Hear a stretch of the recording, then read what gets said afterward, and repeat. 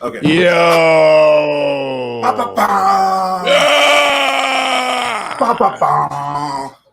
Fitch and Tinkle smash everything. John Fitch. And, Kris Tinkle from whom the bell tolls.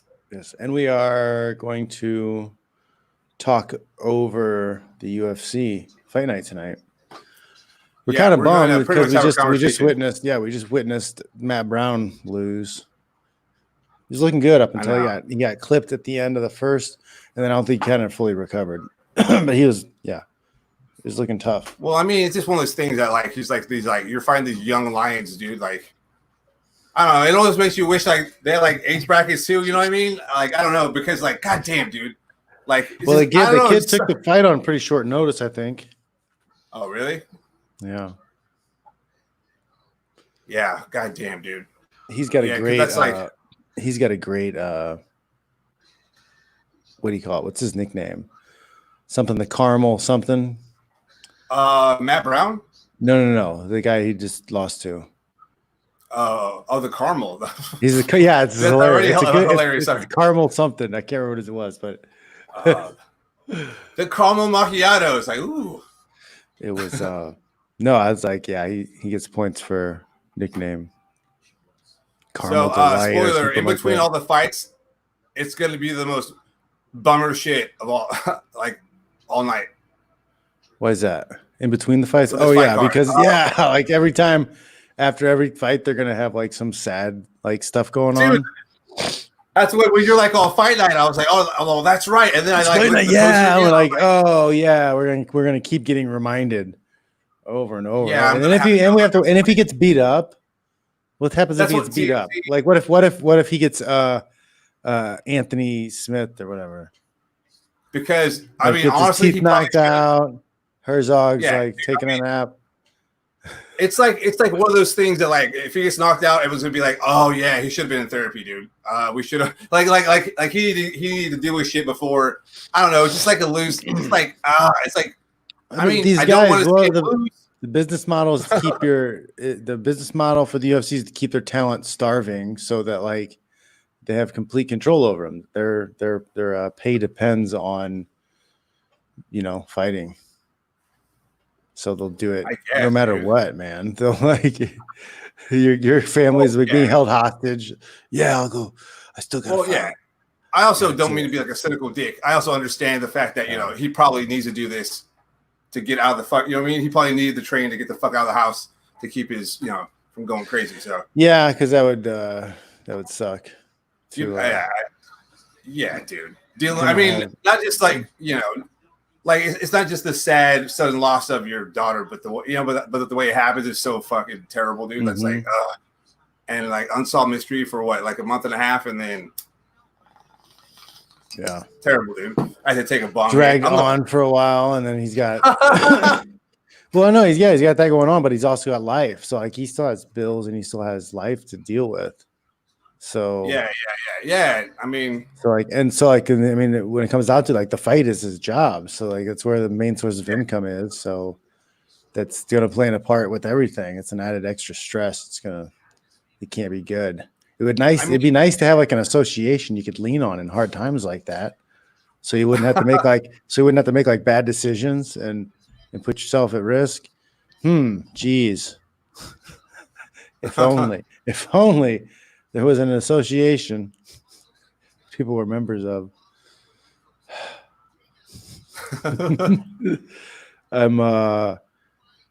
We're 3 minutes before, so it's 7. Yeah, we still haven't got into the main card yet.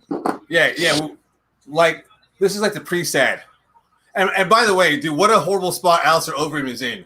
You're the worst person ever. if you knock him out horribly, everyone's gonna be it's the kind of fight that if you knock someone out, you're not gonna be I told you, boy. At the end, you're gonna a little thumbs up. Yeah. Yeah, dude. It's it's a rough spot to be in. Yeah, to be have to beat up the guy who's who went through all this. I know, right? And you have no problem with him whatsoever. Overeem just had his face exploded, so his mouth. Remember that? Yeah, so it's he's got He's got to beat up this guy, and he's like got to maybe worried about his face a little bit.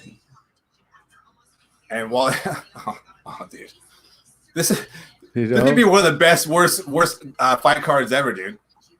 Only because it's like such weird times as it is, and it's like you're watching. It's one thing when you like, I remember who did I see? I fought. Someone. Oh, it was that court dude.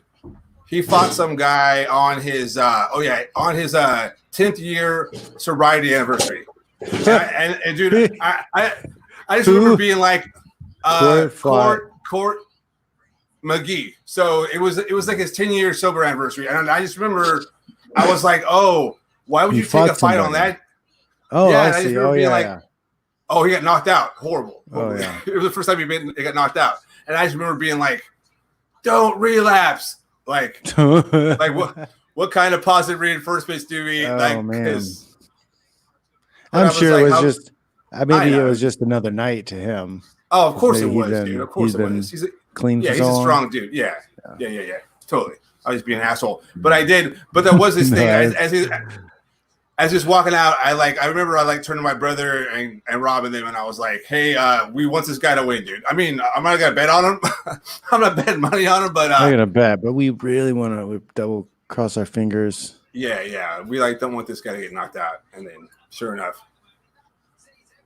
oh well, I guess that's part of the thing, right? So Angela Hill is fighting tonight. Yeah, that's exciting. She's been doing well the last few fights. So let's see if she can break into the upper echelon of that weight class. She's fun. It'd be cool to see her level up, get a little more main event time, get some bigger fights. I think it'd be pretty cool.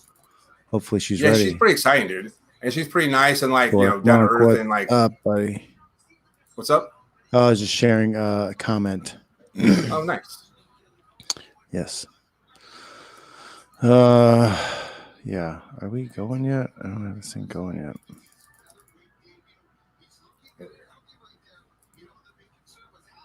Okay. Oh, wait, it's in Barboza? It's in Barboza. I think he's fighting tonight. I think I saw that.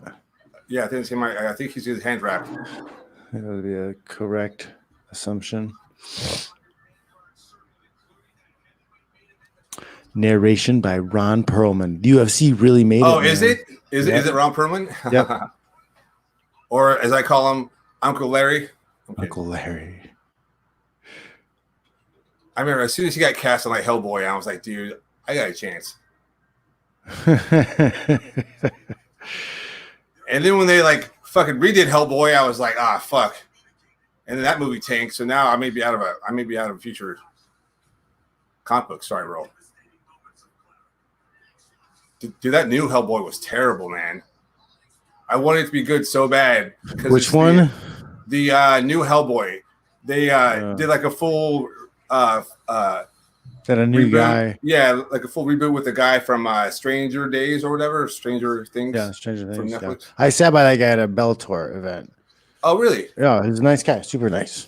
Oh, he seems super cool. Yeah, I mean, I'm sure it wasn't his fault that movie was terrible. He tried. God damn, dude. I wanted it to be good so bad. Dude. They just gotta stop rebooting things. Just do a sequel or whatever, a prequel. That's bad enough, honestly. Or dude, like Marvel doesn't hold the fucking key. Here's the key. You make a good script, dude. You don't make something that you're trying to cash in. You actually get something that you're proud of, and then, except for this new Black Widow, I think this is the only one that may tank. Other than that, I mean, they're all pretty good. Yeah, just don't make a shitty movie. Depends if they take the sex appeal out of Black Widow, which most likely is going to happen. Yeah, it's going to do awful. This should be a really fucking huge chance to make a ton of money. Oh, dude, they're going to blow it. Dude, they're totally going to blow it. Before I forget, I don't know if you know, but the brand new so there's a brand new movie. Al Capone is being played by Tom Hardy. Have you heard about it? The what? The yes. Tom Hardy playing Capone? Yes. So I heard about that. I don't know. I don't know. And it's out. And I watched it.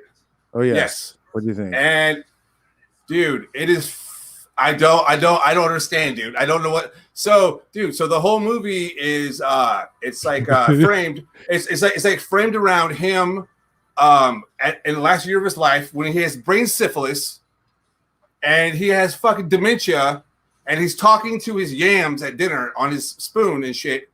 And so they like frame the movie around that part of his life and he's like having like weird flashbacks. But it's like, dude, why would you do? It's Al Capone. Why would you? So it's like they want to tell the story of Al Capone through flashbacks, basically, and the story in the front is him like being crazy. But you're just watching some old. It's like guy. The worst part. Yeah, it's like the worst part. Exactly, dude. They took the worst part of Al Capone's life. He did a lot of awesome shit. I mean, bad awesome shit. But were the flashbacks of those things that he was doing? It was awesome, or is it just him talking to potatoes? No, not really. He was just talking to his fucking sweet taters, dude. It's talking to sweet taters. Man, I was like watching it, and I remember I turned to my girlfriend. I go, "Why would you of all the time periods that you would make, dude? If you wrote them down, and go, hey, and because it's not even, dude, it's not. The story needs to be told. All the other stories have been told, man. Well, they're trying to be different, dude. Kris. That story. You're asking for Endgame. You know what? For Endgames here, dude. I love Eddie Vedder, and I don't need to watch a documentary about that time that he walked to the store and got milk. A 90-minute fucking biopic about. Like, why would you pick that, man. Dude? It was Tuesday. Dude. I mean, sleeping in. I understand, and fucking props for trying something different. But good lord, dude. It was so. I was like, you think maybe like the editing like hacked it up, or they didn't have enough meat to do the. Dude, if your story point of view is from a 73-year-old guy who's fucking some guys has, like, did a bunch of cocaine and they got a story about Capone together. Yeah, you just don't. And then somebody gave him money. You are severely like limiting yourself in terms of story when you handcuff yourself to like, okay, well, it all has to be through the lens of a guy who has fucking dementia. And dude, it's just like watching like a sad old man freak out for like 90 minutes, and you're like, I guess I feel bad for him, but it's not really him anyway. It's just like, dude, like Cameron, I want to see him hit someone in the back. We got Cameron on here. Saying we only watch Black Widow because we want to smash that. Yeah, but they're gonna desexualize it. They're gonna if you want to see her naked into the skin and doing whatever. But they're gonna ruin it. Yeah, I mean, I think she's like the least interesting. Her and the dude who throws fucking arrows at people. Cameron says he's talking about Capone. He says, imagine a movie where Iron Man just does his taxes. That's the same as this new movie. It is, dude. It is, right?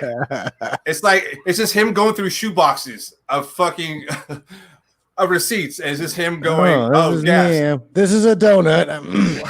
I ate at the deli before I shot that guy. Yeah, it's like and like outside is like the Hulk and them are like fighting somebody, but he has to finish his taxes. So you hear all the cool shit happening outside. Oh, dude. It's so bad. Here's what sucks. So like you're watching it, right? And you're like, oh, cool. I get to see Tom Hardy does a really good old dying Al Capone. I wish I could see him do a fucking living. I wanted to see him grab that baseball bat and do that scene where he's like, oh yeah, I know, yeah, because that's real. I don't know if you knew that, but that was a real thing. That was like somebody's head with a bat. Yeah, he did that in real life. That was like verified by several people that were like, yeah, this dude just fucking flipped out in the middle of a dinner party and like. Finish your potatoes or whatever the fuck. Like, I don't know. So grab her. Can't let him slip. You got to take him out every once in a while. Keep him sharp. Who? Right? Al Capone? Yeah, you're gangster people. Right? You gotta keep him in line and just whack one in the head every once in a while. Right? That's like that's actually part of the movie. Is they actually happen. They take him on a run to go do some gangster shit, and he just like it's fucking terrible, dude. I don't understand. I mean, yeah. I mean, I could play a corpse, but why would you know what I mean? Like, I mean, he can play a lot of good stuff, dude. But I don't know. You just gotta see it. You'll just be like this. You'll just be like, oh, okay, that's cool. Now, can I see the real movie? Like that's like the All bonus. right, this is like the bonus comedy feature or whatever. Like you have Tom Hardy as like, you know what we should do? We should cover his face up, dude, and not let him. Oh yeah, but Tom Hardy, but he does get to do his bullshit accent that you don't understand what he says. It all kind of sounds like Bane a little bit.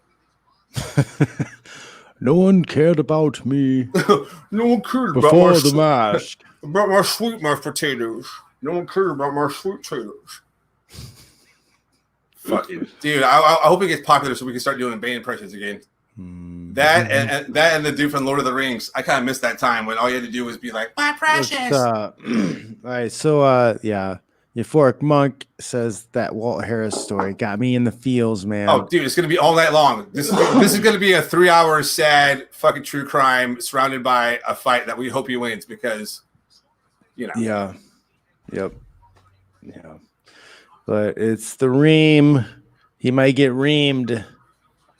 I don't know, man. Alistair Overeem has made a lot of money. Well, not a lot of money. He's made more money than more UFC fighters, more than most UFC fighters. Yeah.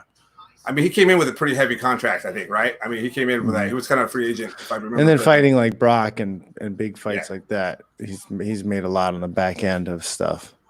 So, hey, John, I was going to ask you. So say that like you were going to fight still someone. A fraction of what he could have made. Oh yeah, if he was a free agent and could have called his own shots.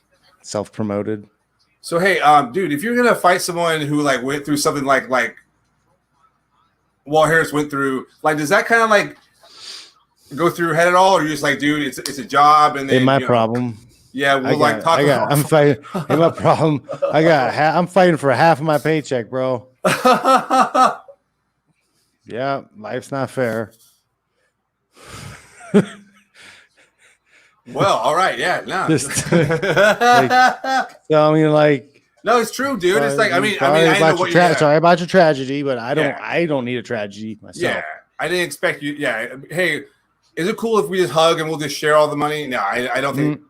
It's just like I think it would be like a weird thing to think about. I would think I'd be like, oh man, I kind of want to. I wish I could talk to that dude and tell him I feel bad, but I have to punch him in the face in 2 months.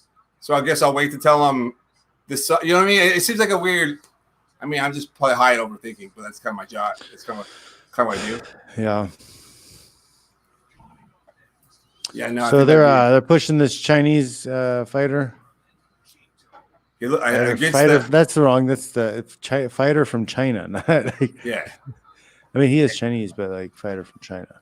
And he's fighting one of the managers at GameStop, apparently, from Portland. He just looked like he just had tattoos. Dong. Oh. It's a very masculine name. Oh. Well. What does Santa Claus bring me?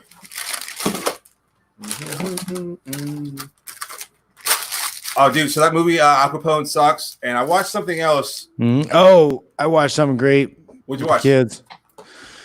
It was with the kid. It was a kid.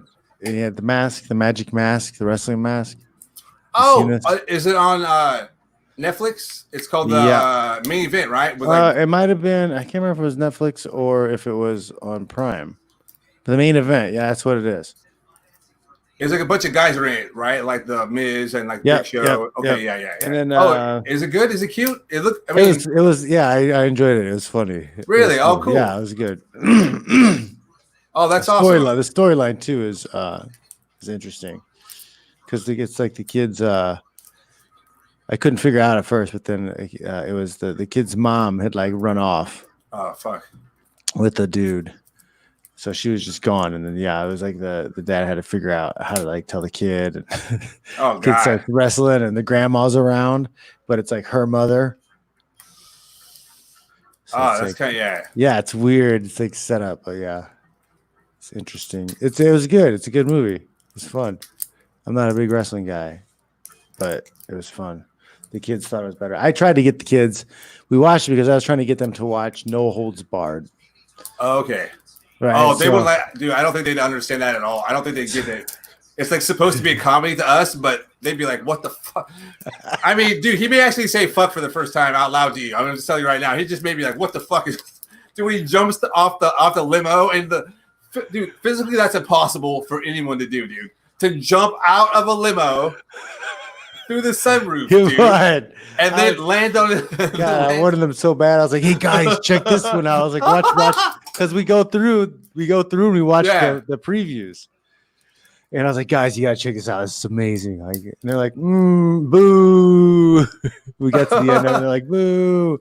It's like, "Really?" I was like, "Okay." And then they made me watch a preview for that show, and they're like, "See, this is way better. This is a million times better than your stupid show." It's like, whatever. Oh yeah, dude. I mean, to their credit, they don't actually know it, but they're right on the money, dude. That movie is fucking terrible, dude. I mean, it's dude. If you want to do a watch along, I would love to do one. That would be a great. It's so bad, dude. For us to do. It's so bad because it's the kind of thing you're like, dude. Did someone read over this before they turned it in and started filming? Like, the people like some of the shit doesn't make sense. It was a quick money grab. It was a quick money grab because like it was hot. Totally. It was hot right at that time. He's had to crank it out, get it out, make the money. Oh yeah, man. so one of like Vince's right hand men, he did this like commentary over that movie, and he was talking about all that stuff about how like it was just like fucking last minute, like, oh, now we're making movies, pal. Like Vince was like. Fucking Hulk Hogan, they really thought he was like he could cross over, like they really believed in their heart like he could be like. I watched the film on pay-per-view, then the actual cage match they put on after. Oh wow! Oh, do you mean first see the movie and then see the match? No holds barred. That one. That one? That's awesome. $14.99 on pay-per-view. They had him as Zeus. Yep, I remember Zeus. And he couldn't wrestle. So like the crazy eye. So in real life, John, Hulk Hogan couldn't wrestle either, right? You only had the leg drop. But he was like, they're like, dude, he couldn't even dance. Like he had 3 left feet, dude. Like so they were trying. They didn't realize because he looks all muscular. He looks like he could. Yeah. And they brought him in, and they were like, dude. So if you watch him his matches, he does a choke like this, a choke, and a chop, and then he fucked up a body slam. Like literally all the things he was on TV for like 30 minutes total. They did such a good job of like magic bells and whistles. But yeah, he literally didn't know how to wrestle, and they were like, "Fuck it, we can't even like help him." Oh man, we should watch old of those. You should have me watch old class. That'd be a good bit we can do. Is you can have me watch old classic like wrestling matches. Oh, dude, we can watch like old classic pay-per-views, and then dude, okay. Yeah, because that'd be a lot more fun than me trying to explain to you why I like it now. And I was so yeah. I just don't like. Oh, that'd be like how you get somebody into MMA, right? You show them like your favorite fights. Yeah, you show them Pride first. Yeah, show them some Pride fights. Show them some underground VHS tapes, and then you ease them in. So that'd be good. I watch some of the classic, all-time greatest. Pro wrestling matches. Dude, there's so much crazy like fucking racist stuff. Like some wrestler sitting on the street waiting for his like prostitute fucking girlfriend to come pick him up, and it's just like this was on prime time. Like, dude, I was sitting next to my parents watching this, so like no wonder why I say fuck every 3 minutes. Oh man, I'm watching documentaries about prostitutes as a kid. Alrighty, man. Old wrestling. Oh, here we go. So this match started, right? Song Match the Movie literally has its own Wikipedia. Oh wow, it has its own Wikipedia. The Match the Movie. It's wild. All right, here we go, man. Here we go.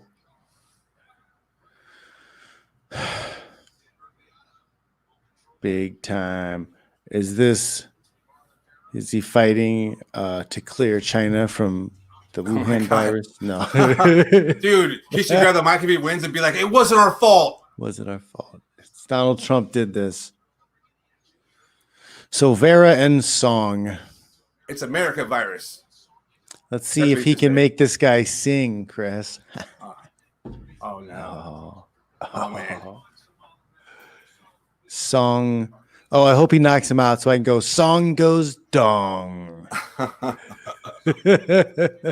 Bong. Yeah, bong. Oh, every time. Bong. Dude, hey, remember that joke from Zach Galifianakis when he had his piano on stage? And he was like, He's like, I have this Asian roommate, and every time she comes home, I go ding ding ding ding ding ding ding, and she goes, "Why do you keep doing that?" He goes, "Because I don't own a gong." That's the fucking greatest joke of all time, dude. Ding ding ding ding ding ding. All right, here we go. By the way, that was reference to a joke. I'm not racist. Nope. Yep. You can reference. That's jokes. the loophole that we find ourselves in. You can file a complaint with the original creator. I just did what I heard. Not a lot of action in the first minute and a half of this fight. I hope they start up because I don't want to start singing that song again. Ding, ding. I'll start. It's very catchy. So, what do you feel? What are your personal feelings about the tattoos that are not in any kind of group? They're just randomly strewn throughout the body. I feel that the tattoo situation has gotten out of hand. I think this is me going full boomer. I'm going full boomer right here. But I mean, it's just like there's a difference between like artistic, well put together like artwork on your body and just like graffiti. Yeah, I think he let his friend practice.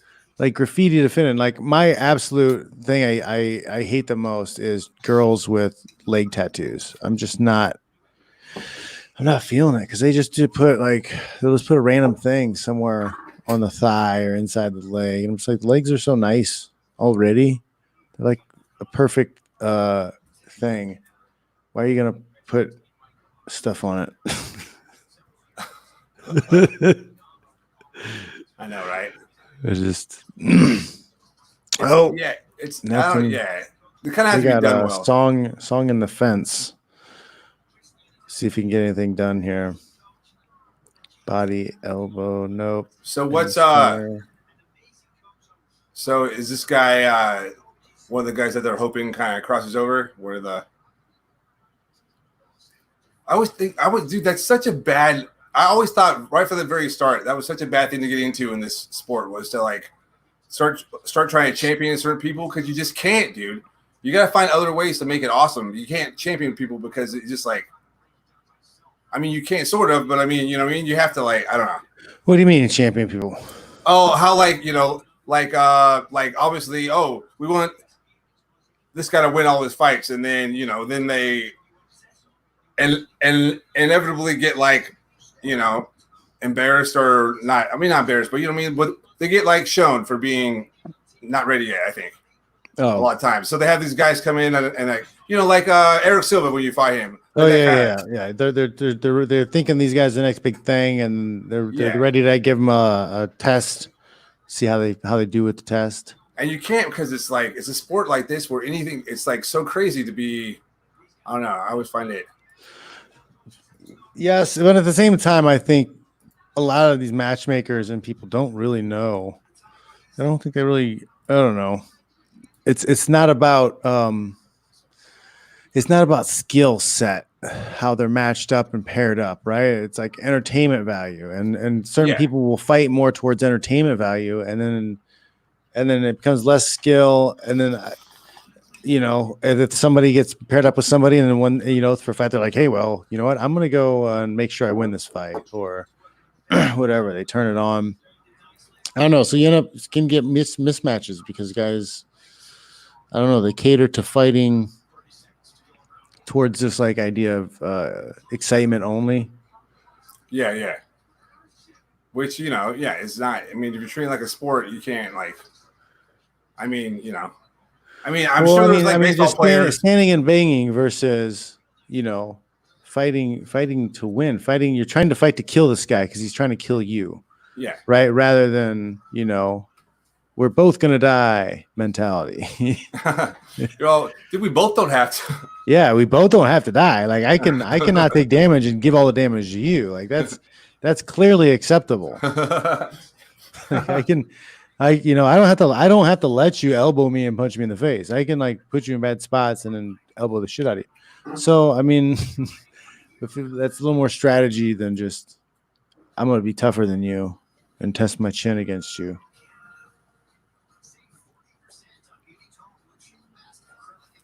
I gotta fix, dude. I put up my little wall of like stuff on my desk, and now I'm like blocking the TV. So I'm like, oh, I don't have to lean around. I'm all, dude. This is the room that I'm in. I don't have to like. I'm all. I can just move shit around. Fucking Jesus. You can, you can be master of your environment, Kris. You are a human being. I'm all. That sounds like a lot about the tapes that I've been listening to in the mornings lately. Yeah, you're a human being. You're worthy. You are worthy.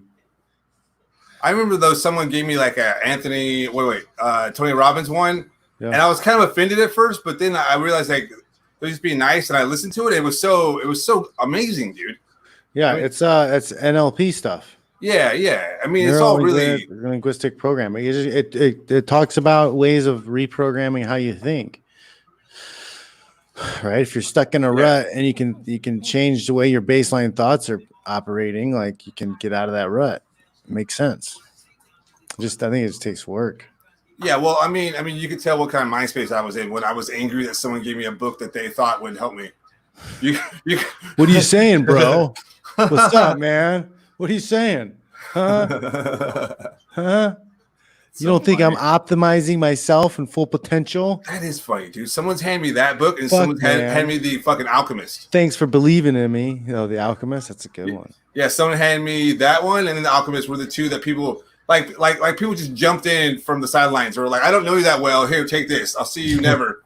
I'm all. Oh, you have one. Are you an angel? Yeah, dude. You may need this. You need this more than me. Alchemist, it's one of those good books. It's a good book to like read and then just give to somebody. Yeah. Change their life.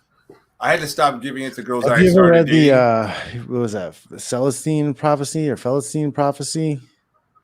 No, but I know of it, and I know it was on my list of shit that I wanted to check out. Yeah. That's an interesting one too. It's another one of like following. It's like about following your intuition. Yeah. Whatever. Yeah. It's like you're.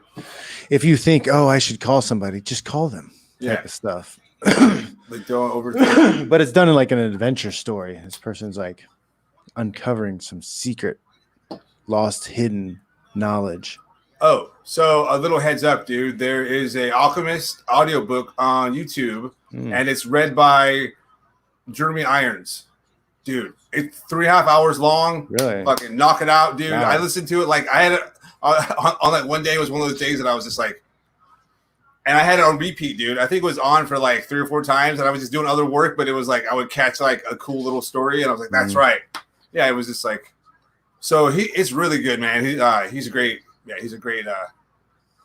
Are you in the audiobooks, or do you ever listen to? Sometimes, if I have time, like when I'm working on my rocks and my stones, I will listen to stuff. My stones company stones, but the last one that I really liked was Food of the Gods. That's on YouTube. So you can find that on YouTube, and that's what's his name? But it's a guy's theory about how humans started eating mushrooms, and that was a big part of our like evolution into our conscious selves. Oh, really? Yeah. Oh, so like a lot of people did it. It wasn't just like. Yeah, like it was like a human like thing that helped us develop, and even the mushrooms on a microdose level could have helped. You know. They kind of inspire song and talking, making noise. Yeah. So it's like they could have what inspired some of the first vocalizations to start forming words. And when you make noise or vibrations, the vibrations increase the amount of mutations that happen in cells. Right. So like if people were eating mushrooms, that would have increased the amount that they were vocalizing, which would have increased the amount of vibrations in the skull, which would have led to more mutations, would have led to more adaptations and us, developing bigger brains. In theory. Well, that's just like they're going at it in the cage. Hypothesis. Yeah, they're going at it in the cage. But he makes a compelling argument for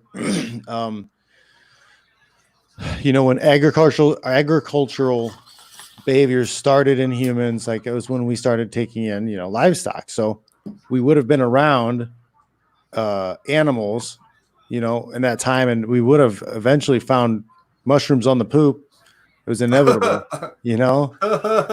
like one of so. them, you're on. One of the weirdos is gonna just start looking through the shit. Somebody's gonna see the mushrooms, and people would have Yeah. experimented. Somebody would have eaten that. Could you imagine being the first guy to ever eat one of those mushrooms? 1 million people. Who was the first dude to fucking just look at it and be like, yeah.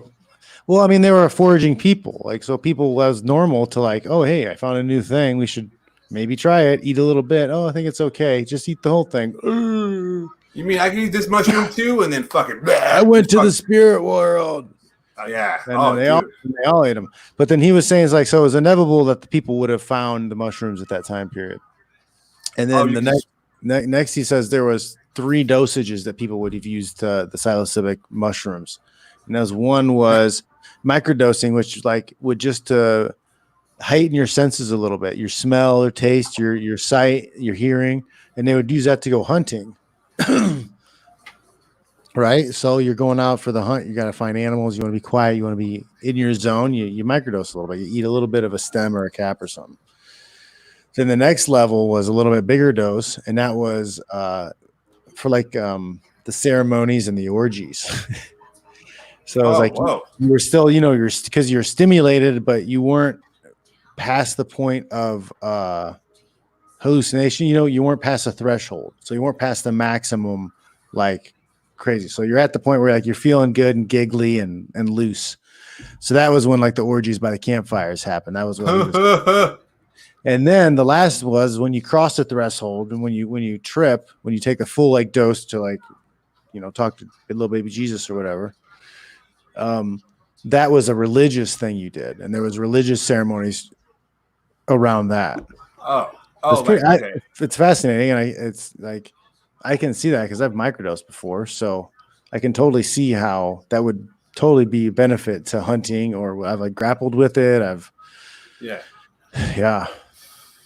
I've done shows Song on it. Just got taken down here in the 3rd. It's been kind of an uneventful fight, kind of even back and forth, but nothing like substantial from either one. I don't really know who's winning, but at the beginning of the 3rd round, we got Vera got a takedown.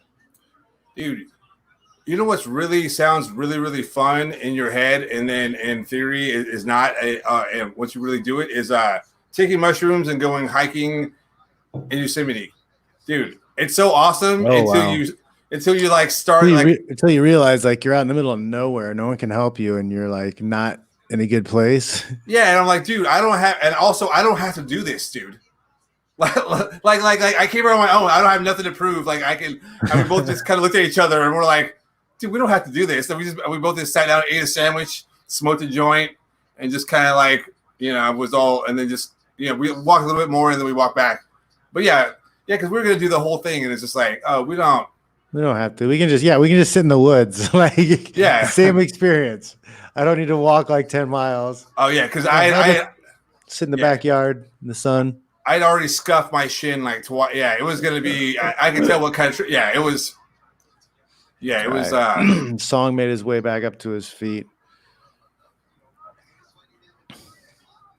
Vera switches stances up a lot.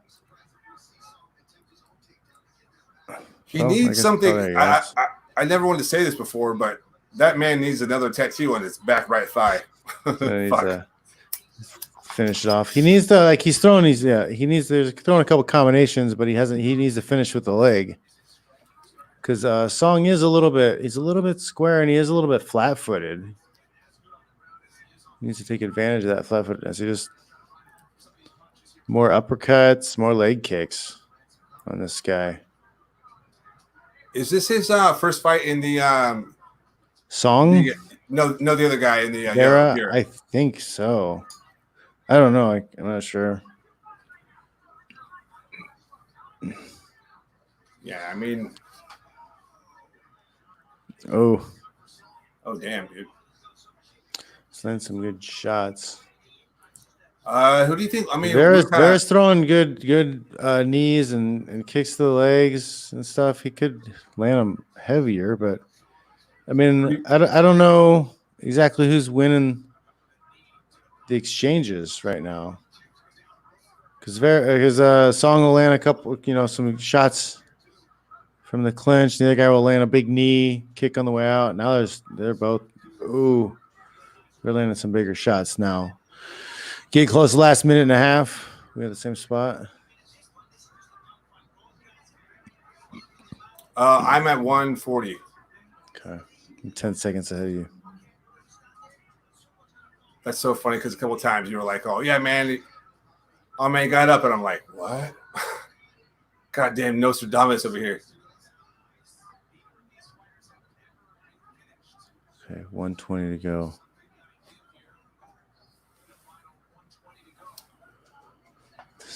Vera's got Song in the fence. Vera may win this fight. Split decision. Oh, we got another takedown. It's good. I mean, he's gonna win this round. Pretty sure that he's gonna win this round. And I don't know if the refs or the judges. I'm sorry, if the judges are gonna give the second round to Vera or not. Oh, Song's throwing some big punches here now too. Yeah, they're teeing off. I mean, oh, Vera landed a really good shot. Mm-hmm. Oh, he's got the back. Oh, he may finish here. Nope. He's in a smash position. Everybody knows his position now. Dangerous. Oh, that right there. He's got him smashed. Everybody's been studying Khabib, more than likely.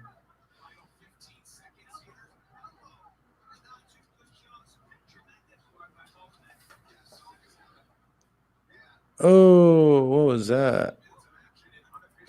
So why is that girl next to that guy with a mask on not wearing a mask? And why is she right next to him? Why does she just look like a fighter's girlfriend? I want these rules explained to me. So I don't know. Who do you have winning this fight? Oh, dude, I don't know. I was all on a soapbox about something. Oh. I forget though.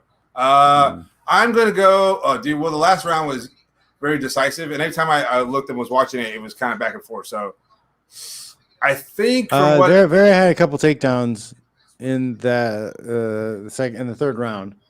Oh, I think he definitely won the third round. Now I think the other guy may have won the other two, but yeah, first round was kind of a slow starting round for both of them. So I don't know. It could be anywhere from unanimous to a split decision, or that's why this judging shit is garbage. It doesn't even matter if it's a fighter judging it, because like the scoring isn't, there's not enough criteria. I don't think there's enough criteria around it. No, like it doesn't go with it doesn't go like.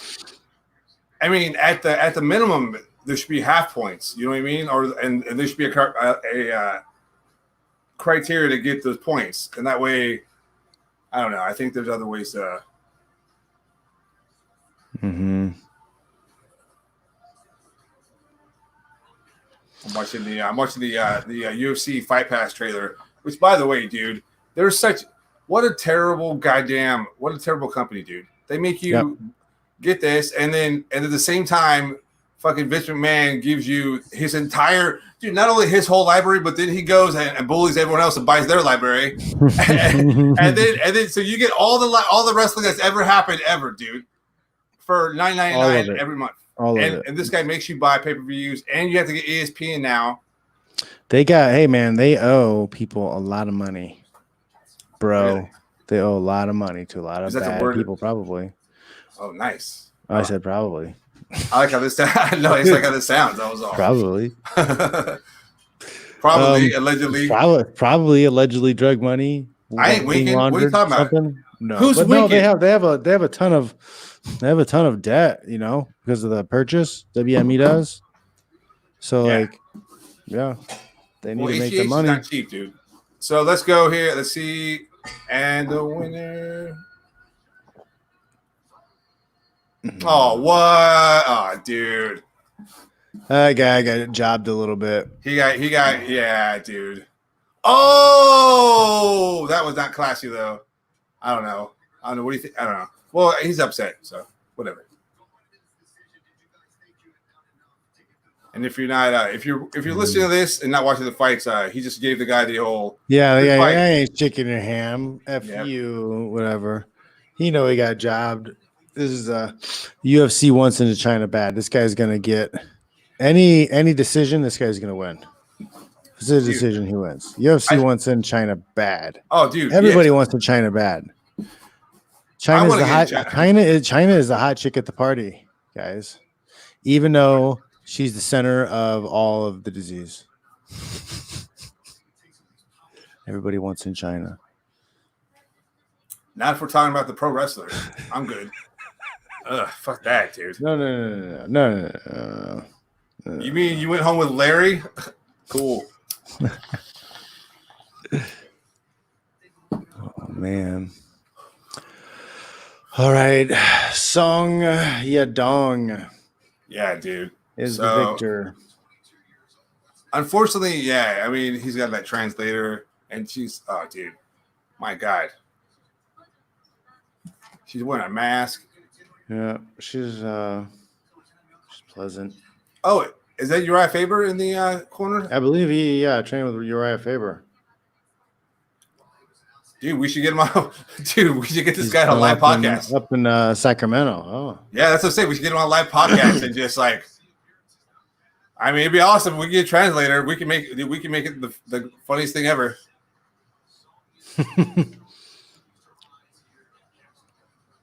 That's still, man. We'll good for him now. Good for him. Way to go. Song. Yeah, I mean, if he wants to fucking take that victory, it's on him. But listen, no, I'm playing. Well, I mean, yeah, what are you gonna do? Give it back? What are you gonna do? Yeah, I don't know. I mean, I don't know. I might have to go back and watch first round and the second round. I said it. Yeah. Oh, dude. So he very easily could have won. You know, he probably did. He probably won the first two rounds. I didn't pay enough attention to the second round. I noticed there were some exchanges back and forth, but he made clearly enough to win that round. So as in like and adult, like the only competition or the only kind of stuff as a comic that I had was that one thing that I did, that one like competition. So it was like every night, and there were some nights where I thought I did better than I got placed, whatever. And there was one night where I didn't do good, and I walked off stage. I was like, oh, that sucked. And I remember I placed like second or third, and there was a minute where I was like, am I gonna be like, I kind of felt bad because people did better than me, and like a half a second later, I was like, nah, fuck them, dude. I should have got first last night. So it was like I totally understood that, dude. It was so funny. I had a second where I was like, oh, dude, so and so did better than me, and then you process that really quick.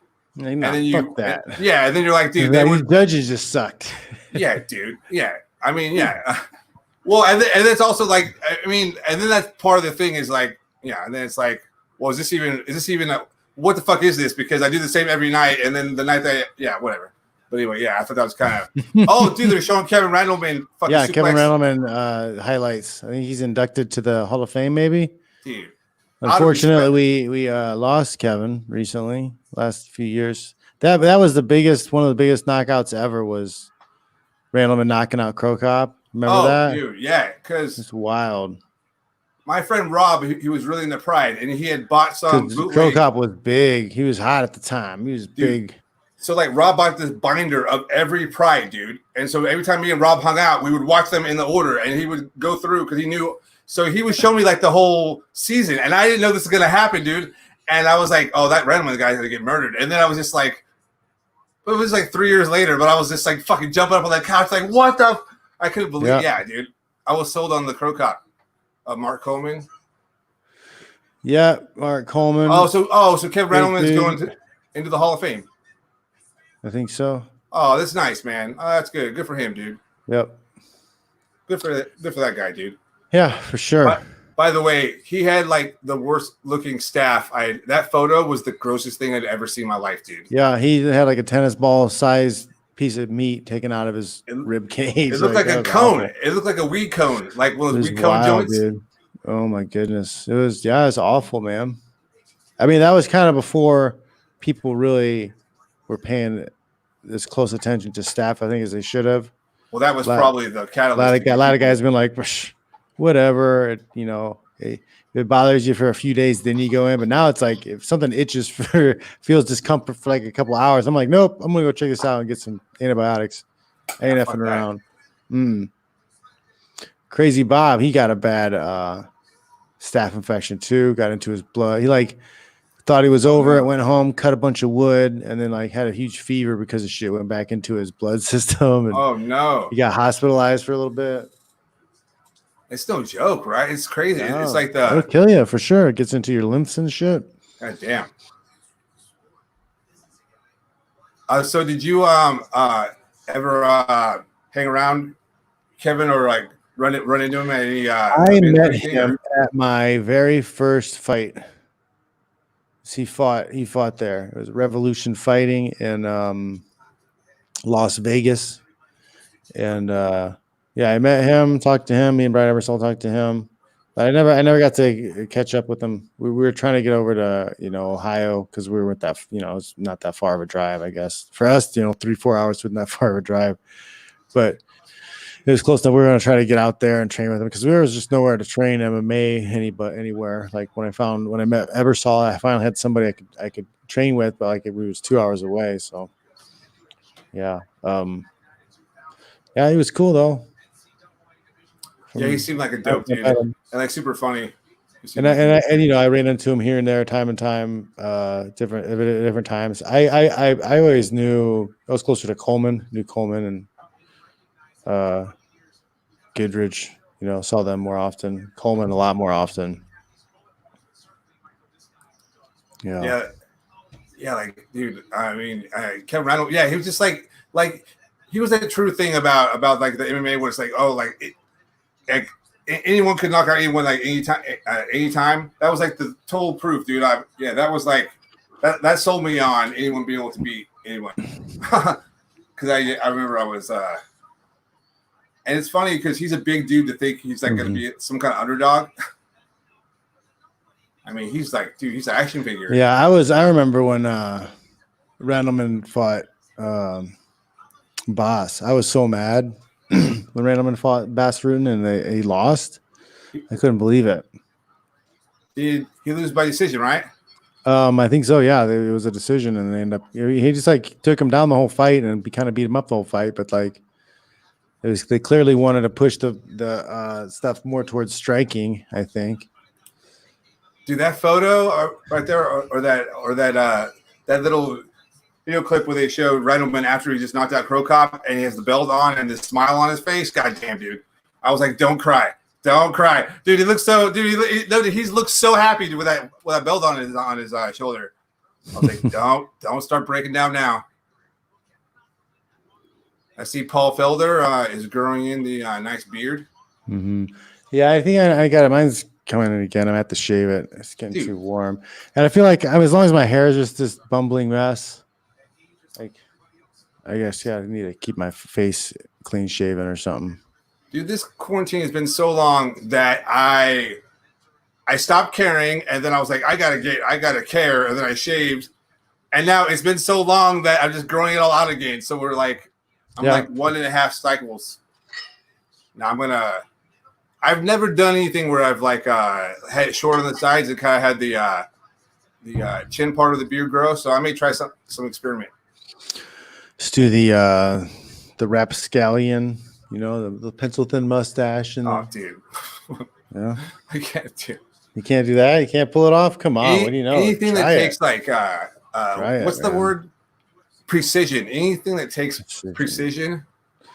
Have you seen there's a new I've seen advertisements Manscaped. Oh yeah, you read Manscaped. You think that works? Do you think it's a good thing? Because I always get these shittiest buzz things. They always fall apart, and then I gotta hold two things together and keep it plugged in and try to do shit, and I get electrocuted. And this one's like you can shave your balls in the shower. Yeah, this one makes it sound like you can just go like willy-nilly over it. Which like have a couple glasses of white wine. You know what I'm saying? Get in the shower, trim up, no problem. Hey, who put on the Sade? That's right, I did. I'm a smooth operator. You just rub your balls with your. Dude, can we be fucking sponsored by Manscaped? That's the best advertisement they've ever had for Manscaped, dude. I've heard a few of them, and that was the best one. I'm gonna go in the shower. We'll clip that out and have to put that up. I'm gonna lather up. That's so fans. great. Yeah. Apparently, works very well, and I guess they have something. Their targeted advertisement has been working well, I guess. I think they call it an anti-nick technology, which is a very good way of saying it doesn't cut your.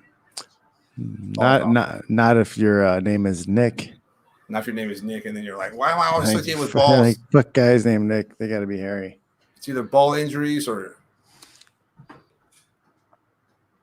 Oh, so have you checked out what everyone's going crazy about with the Michael Jordan or the Chicago? I have not watched it, but there's been plenty of things pop up on my timeline, especially with him. You know, stuff about like being a winner, like how dedicated and hard he was on people, and he wasn't nice because he wanted to win. And then like they're like, "Oh, well, you were very nice." He's like, "Well, that's probably because you never won anything." Yeah, and like I get it. I totally get it, man. Now there's a difference between the hardest part about team sports is some of those people really don't give a fuck. Some people are just happy to be a part of the team. They're just hanging out. They like playing. Like it has to be a mindset to be a champion and to win. Like you have to be with a championship culture. Like that's what I say is you have to build a championship culture around yourself so that everybody has that mindset of not just playing, but like winning and winning well. Well, that's awesome, dude. I was like watching you talk. I was like, oh, that was really good. Oh, that was awesome. All right, well, that's a great segue. Gotta get it done. Now we got some middleweight action. How do we know Eric Anders? I know the name. I don't know. Eric Anders. I have heard that name before too. Oh, wait, is this Anders? Is this 185, I think, right? 185. I do know this name from somewhere. I remember the name Anders. I don't know where he's fought before. I think he had a fight that we watched, but I don't know. Yeah, see, look, Burmis is watching. He thinks 29, 28. Oh, damn. Oh, Jesus. Ooh, that's a bad night. Ooh. Oh, come on, ref. Holy fuck, Justin runs. You're the man, Fitch. What's up, Justin? Hope you're enjoying your night. Russell says, do you have any fights left, John? I am currently Russell says, do you have any? I'm currently got 3 fights left with Bellator, but I don't know if I'm gonna fight again because it's hard on the body, it takes time away from the kids, and I don't really get paid that much. So unless there's like a really great opportunity or great fight, or if I just like really need the money and I'm desperate and I don't want to do gay porn. Like I gotta live in California because I'm divorced now, and like I gotta be here. I gotta live here so I can be around my kids. Like I gotta find a way to make it work. We'll see what happens. All right, and then after that, you guys can tune into the John Fitch Cam Show. Yeah. Go to Cam Soda / Fitch. I hear that. Semi-hard.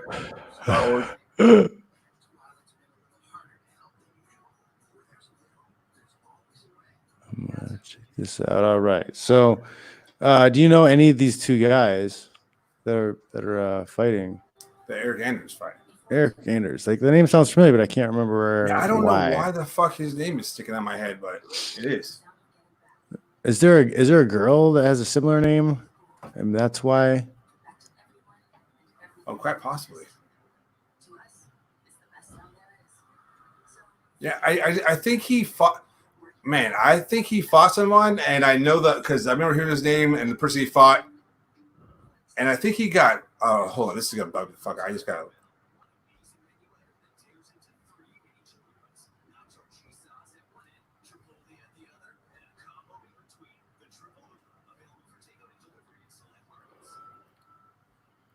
Oh, and we're also back to that other question that the guy asked you. We're also not ruling out the possibility of you beating up Logan and Jake Paul in a 2-on-1 in an octagon. Yes.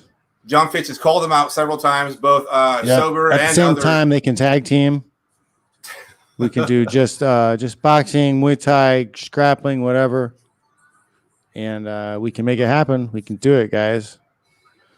Let's hype it up. Let's do it. Fitch versus the Pauls.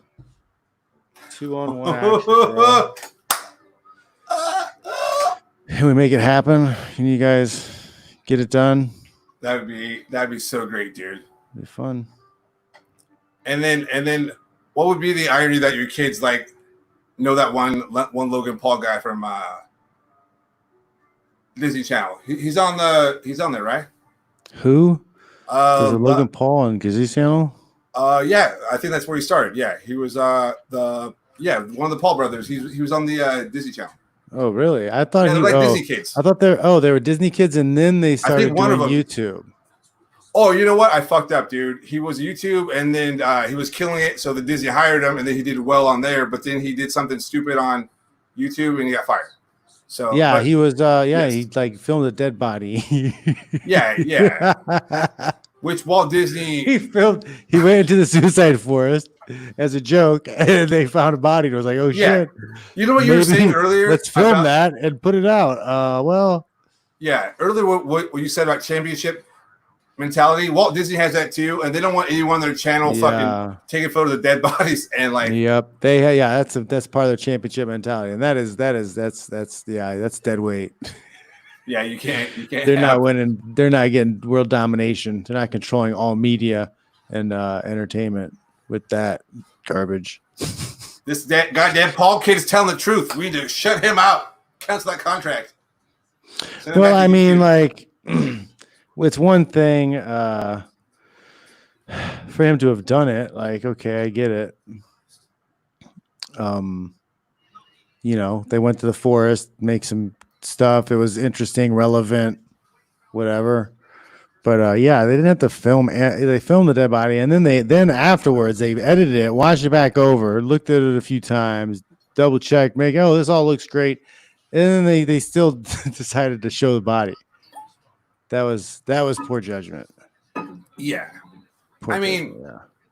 But it's the internet's such a weird instant thing. I think everyone should be allowed a couple really dumb errors, like like the first girl that didn't realize Instagram wasn't private, and they put their titties on there, and then their cousin calls them, and your titties are on Instagram. Have you heard of this guy? I don't know if this is real or they made it up or it was fake, but somebody put this post up on Twitter the other day. It was this guy was buying nudes from e-girls, like cam girls and whatever. Yeah. So he's buying pictures from them, and then he's finding who they are in real life and sending the photos to their fathers or their bosses or their like church leaders. See, that's what I was saying the other day about dudes do some like guys get weird, man. Like, well, no, because he is I guess he's an ex-pimp. Stories he's an ex-pimp, and he's trying to shame the girls into redemption. He's found God. All right, well that checks out. All right, fucking game on, weird pimp. Something, yeah. But that's all. Yeah, that's my Twitter investigation as far as that went. No, that is that's. Hey, we have a special guest. Jason, who's popped up. Oh, look at what we got here. Special guest Jason Burmis has jumped on the show to watch some fights with us. How you doing? I'm all right, man. How you doing? We're good. Good. What's up, man? How you doing? Matt Brown. Oh yeah, this is Kris up, Tinkle. Oh, who you got? I'm trying to remember where this Anders is from. Anders made it all the way up to fighting Machida when they were trying to push him right before he went to Bellator, and he lost. And then he's kind of been on a string of back and forth. They can't seem to push him too much. I think he's like ex-football in college or something. Jocko, he's on the up and coming. I feel like they're trying to feed Anders to him, but it's a good match. Shit, get off the pot, Anders. Yeah. That's an impressive mullet. Ooh, this little spinny shit. That was an impressive mullet. It's all curly in the back. It's like fluffy. Ooh. Yeah, fluffy in the back.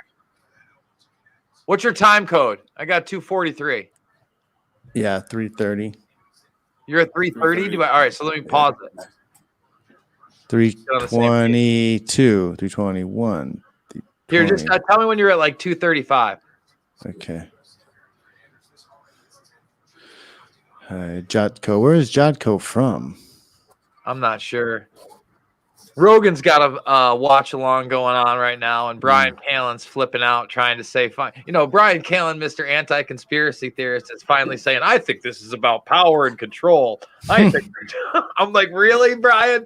Oh my God. You think finally he comes around? Yeah, right. It's funny. Yeah, I mean it's yeah.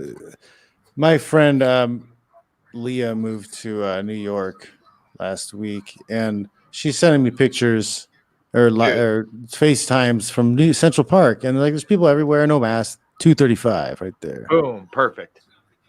Yeah, so my ex, who I begged to get out of there, and you know, she said that she had lost her taste and smell. She tested positive for the antibodies. I was talking to her today. Damn. I'm leaving New York, Fitch. So probably June 1st. I'm gonna do a cross country tour, and it's gonna be 2 to 4 weeks. And I've already got a bunch of cities marked down where I'm going, and that's it. I'm relocating. Fuck this. Fuck New York. Out of this state. It's fucking ridiculous. What can you afford? I got a room available. California, I'm not even going that far. Although I have looked at the legality of marijuana in each state.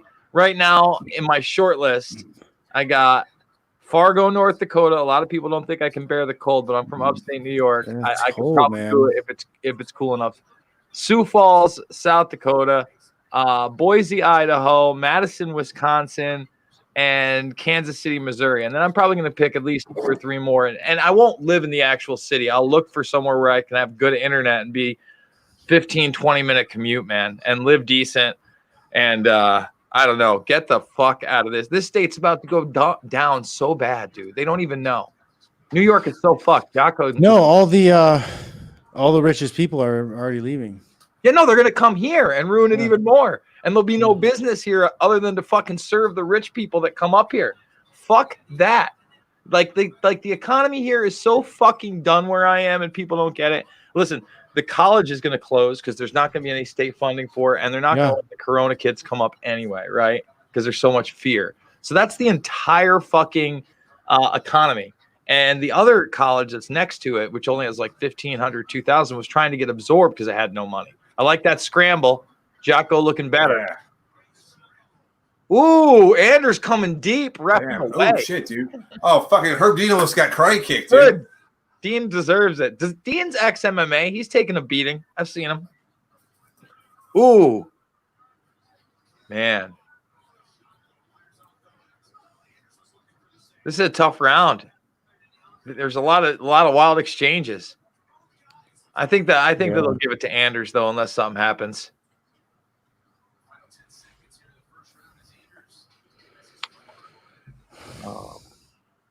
Pressed up against the cage. Have you even gotten your car back yet, Kris? What's up? No, it's still. Where is it? It's in Reno. Yes. What? Why can't you get your car?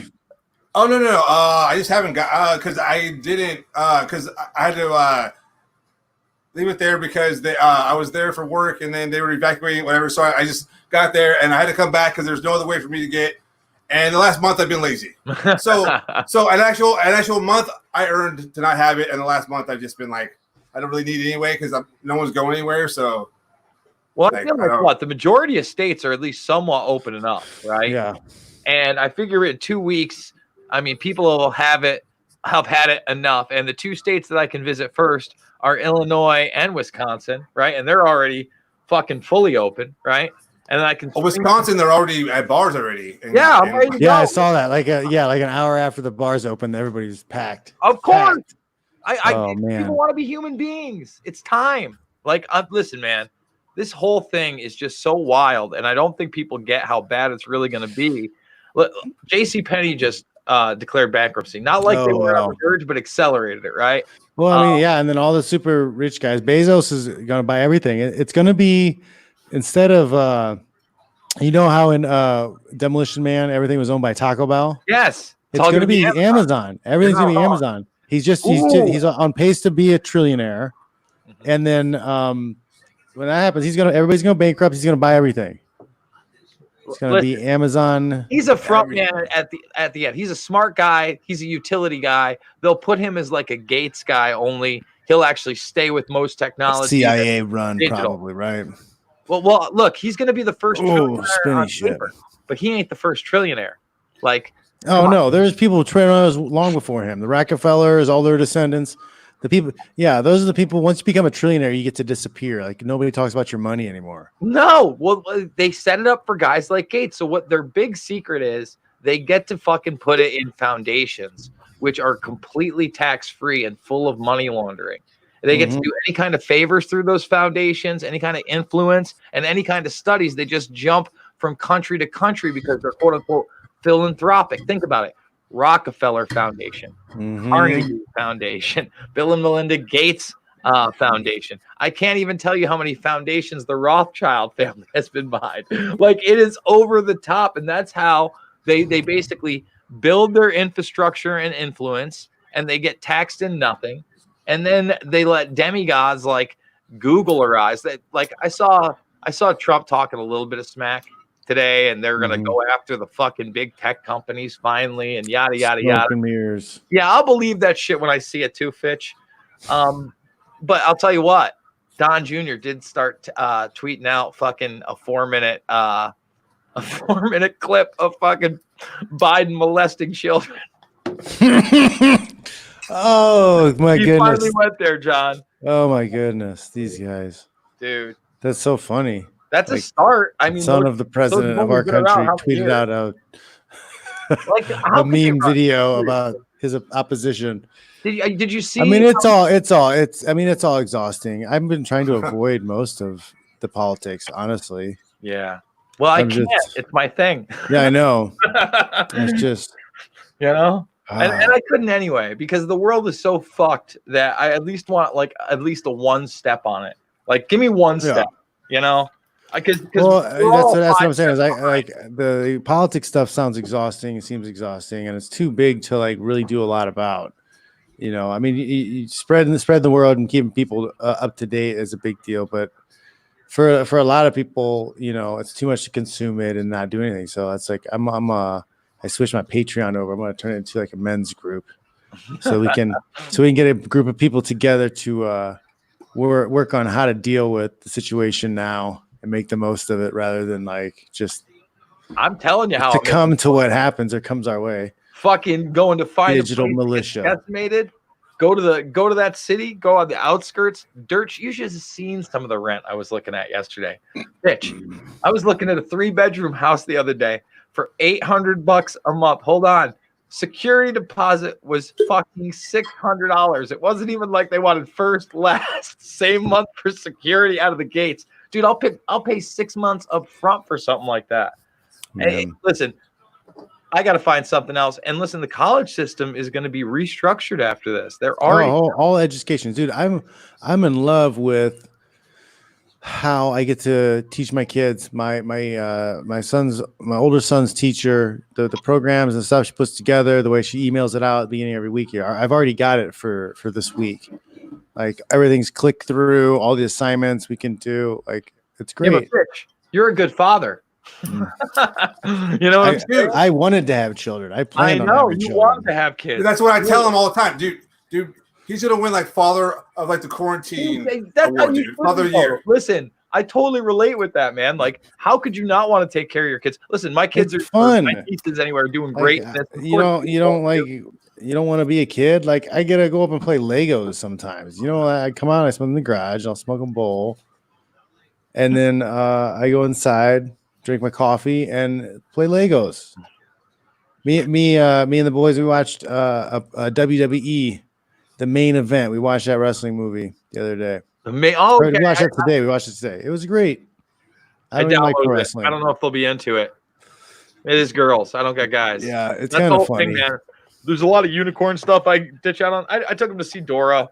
You know, you can find some stuff with a little action. They like the superhero stuff. That's cool. That's good. Yeah.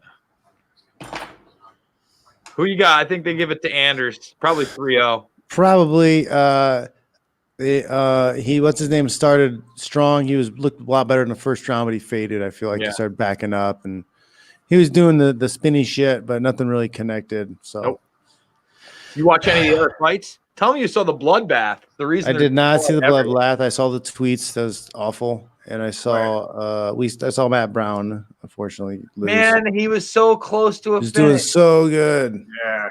The problem with Matt Brown is it's like that's almost every fight, even the ones he wins. Like there was that string on his title run. It Well, wasn't I mean, that, yeah, he wants where he to was stand. He's stringing going to together. stand and throw. He's going to fight hard to get to his feet, stand and throw, and like sometimes he knocks you out, sometimes he gets knocked out. I feel like it was a fair level of competition to bring him back into, even though it was a young guy. You want to see if he's going to be able to hang, and he was almost there. Unfortunately, I think they're going to give him another shot. I don't think they should. I love Matt, but I don't know, man. He's had his bell rung a lot, you know. Well, I mean, yeah. depending on what he's making, like what's he making per fight? If he's making 6 figures per fight, because it's been a while, like Have he's we making gone that, over like the it's hard salaries to yet? not. Of last week? Yeah, we haven't. We I saw him. probably do it on Monday, but I saw that. No, it was they did 700 pay-per-view buys. They did paid the guys out 3.5 million. They pocketed about 45 million from pay-per-view. Well, I mean, So Cejudo only made 12%. 350 plus those fees, those like 30,000-40,000 media fees we talked about. Oh Jesus! So he like didn't garbage. You're $500,000 close. You didn't clear 400 on the books. Hmm. The guy's a double champion, and And they say he's not a draw, but I say they don't promote him. They don't put it out there. Not a draw. He's a fucking Olympian double champion that put it on TJ Dillashaw cold and survived a Maurice murder fest first round. And that's why they do not push him, because he's too dominant.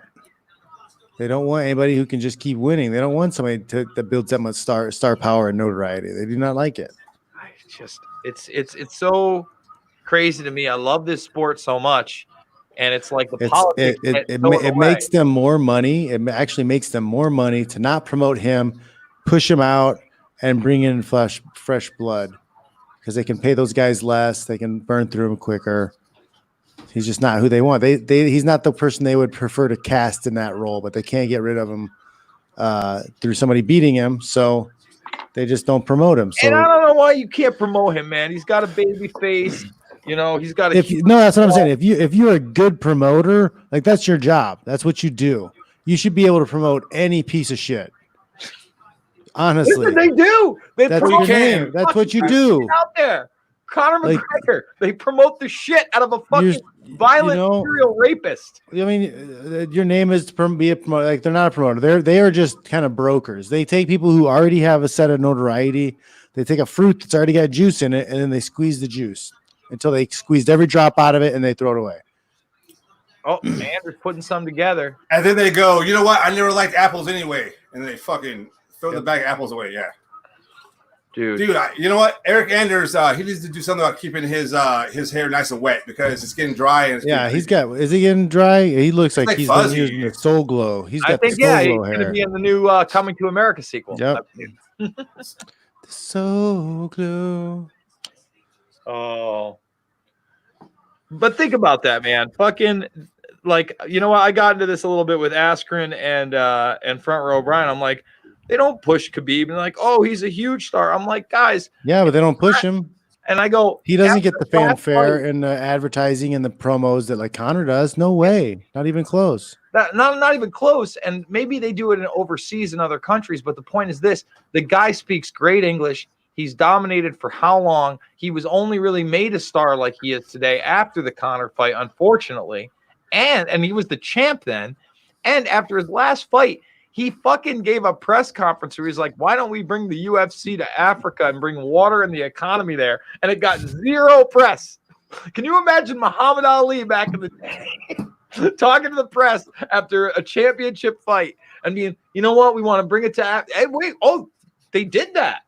Rumble in the Jungle. Like, people used to listen, and now they just black it out in this country. That's scary on every level. The media does. Yeah, the media doesn't report on it. Like, it doesn't fit their narrative. Like, oh no, we're not going to make money on that. Shut up. The PR. I mean, like, the UFC has hired a lot of good PR people. That's what they are. They're like, Independent PR writers. This Looks like Anders has got a lot. Anderson, I think, especially the last 2 rounds. I mean, you know what? Jaka is he's picked up the pace more this round, but I don't think it's enough to do it. You know what though? Even with his 1-2s, Anders never looked in trouble. You know what I'm saying? Anders pushed the pace the entire time, pushed forward. Yeah. Yep. And now his hair, it looks like Billy D. Williams. So now it's gone. It's completely gone full circle. And I think he won this. Man, I watched that last Star Wars movie, and I haven't griped about any of them before. I'm not doing it, dude. I'm not. I'm so grotesque. I'm so grossed out by it. I'm not even going to introduce Star Wars to my kids. Dude, it's so bad. Like someday I'll watch the first 3 with them, but I'm not watching any of their crap. I don't mind. I get the Legos because they're fun to build. But did you watch The Last Jedi? No, I watched some other crap with that girl when the Force Awakenings or something when they first find the girl. The first one, yeah. I thought that was terrible, and I was grossed out by how easily she was a master of the Force. Like just whatever. I feel like Star Wars, no character depth. It was just a lot of. It was fan fiction. Wasn't interested. It was like fan service too, dude. And so was the new one. It was so bad. It was like they just went on a forum and they read what everyone liked and they just fucking put it in like with no rhyme or reason. It was so bad, dude. Like I don't know, just like I was the same way as you, Jason. Yeah, I was it was I wanted to like it, dude. I wanted to. Listen, I wanted to like it too because the second one everybody bitched about, but it took some chances. It gave you Grumpy Skywalker, even the fucking Rey and whatever fucking what's his name? Kylo Ren kind of weird shit was going on, and it was like, all right, they're doing something. They killed off. I mean, like I don't know. I'm just saying that one wasn't that terrible. Gave you some decent action. John cut a dude in half. It was all right. It was doable. This one had every trope from the beginning to end. Like I'm just gonna spoil it here for everybody. The Emperor makes a comeback on a droid thing. And he arises an army. So he never even died. He never died. And he arises an army of Star Destroyers that have the power of Death Stars to knock out planets. Oh, wow. Wait. With thousands of demons in the background that don't do anything but cheer at the end. Like, it's the worst fucking movie I've ever seen. It was bad, John. Anders lost. Anders lost. No way. It's got to be a unanimous for Anders. Jotko, yep. They really Wow. Yeah. Whoa. I mean, I guess if you go first and third with Jotko. That's tough. I don't know though. I feel like maybe you give him the first, but the second round's Anders, the third round's Anders, and even the first round. The judges really like spinny shit, man. They really like the spinny shit tonight. Make note, you guys that are fighting tonight. They like the spinny shit. And if you have a perm, shave that shit off quick in the back. They don't like. Oh, well, look at this. Euphoric Monk says Jocko has it in the back. He thought he won. Yeesh. Oh, really? Oh yeah, for sure. 3 in a row. Polish power. No way.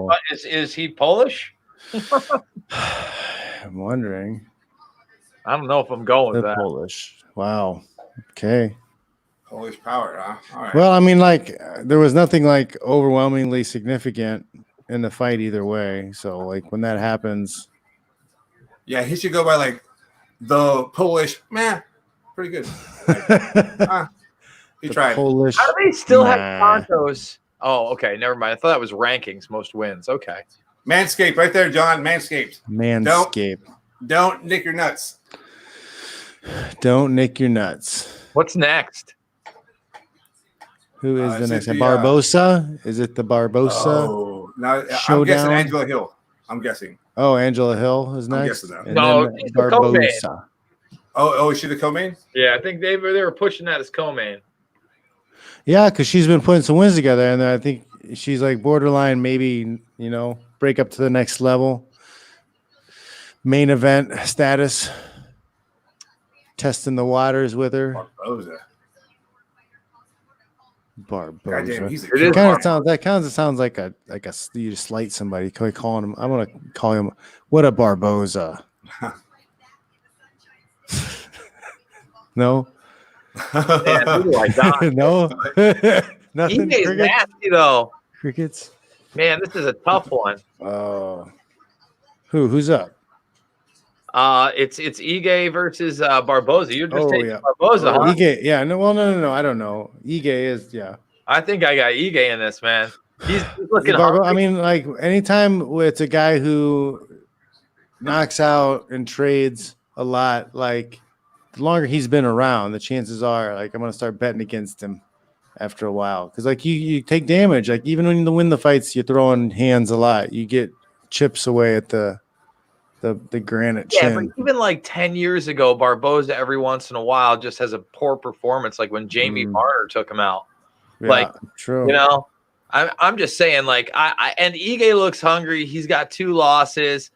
Maybe I'm wrong. Maybe Barboza goes in there and just pieces him up. But you're right. I mean, he's taking how much damage? Hey, look at Arlovsky this week, though. He did another rounder.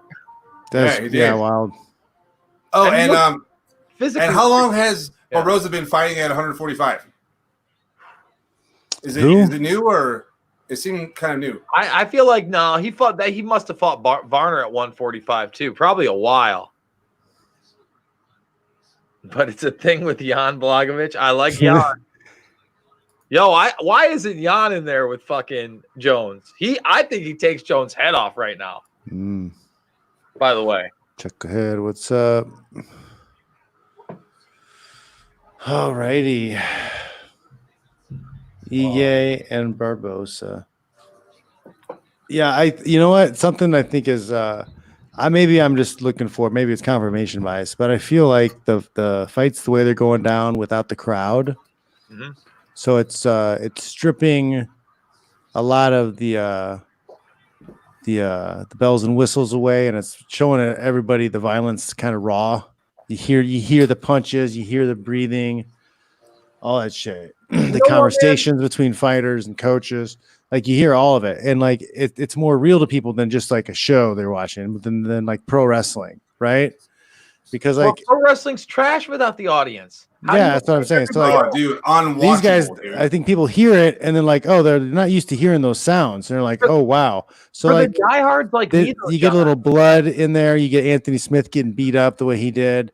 And people like they feel it more because there's no sound, right? And then they see the stats of like what the UFC paid everybody out on the last pay-per-view.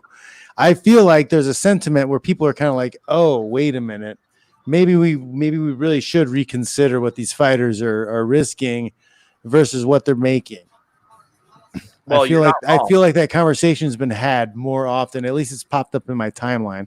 Could be confirmation bias. No, you know what? It probably isn't. But here's the other thing: more people are watching this now than ever because there's nothing else on. You know what I'm saying? So, I mean, you just have what else are you doing? There's nothing else to watch. Nothing else. So right now, the UFC again, when we're talking about the consolidation of power, this is huge for Disney and ESPN.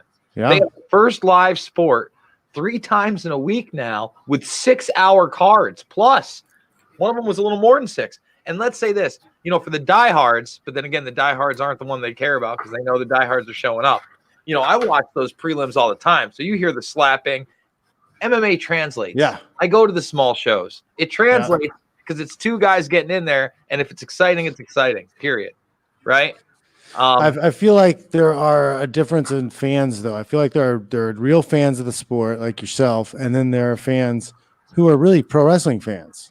And they are here for the spectacle. Violence. Yeah, they're here for the spectacle, like it's pro wrestling, and they kind of get mad when things don't work out the way they should. Pro wrestling rules. Well, that's why you have talk of fucking The Rock returning to fucking bring out that BMF belt for fucking Jorge. No, we did the research, man. We looked to see demographics and who watched what, and it's like 100% crossover between WWE fans and UFC fans.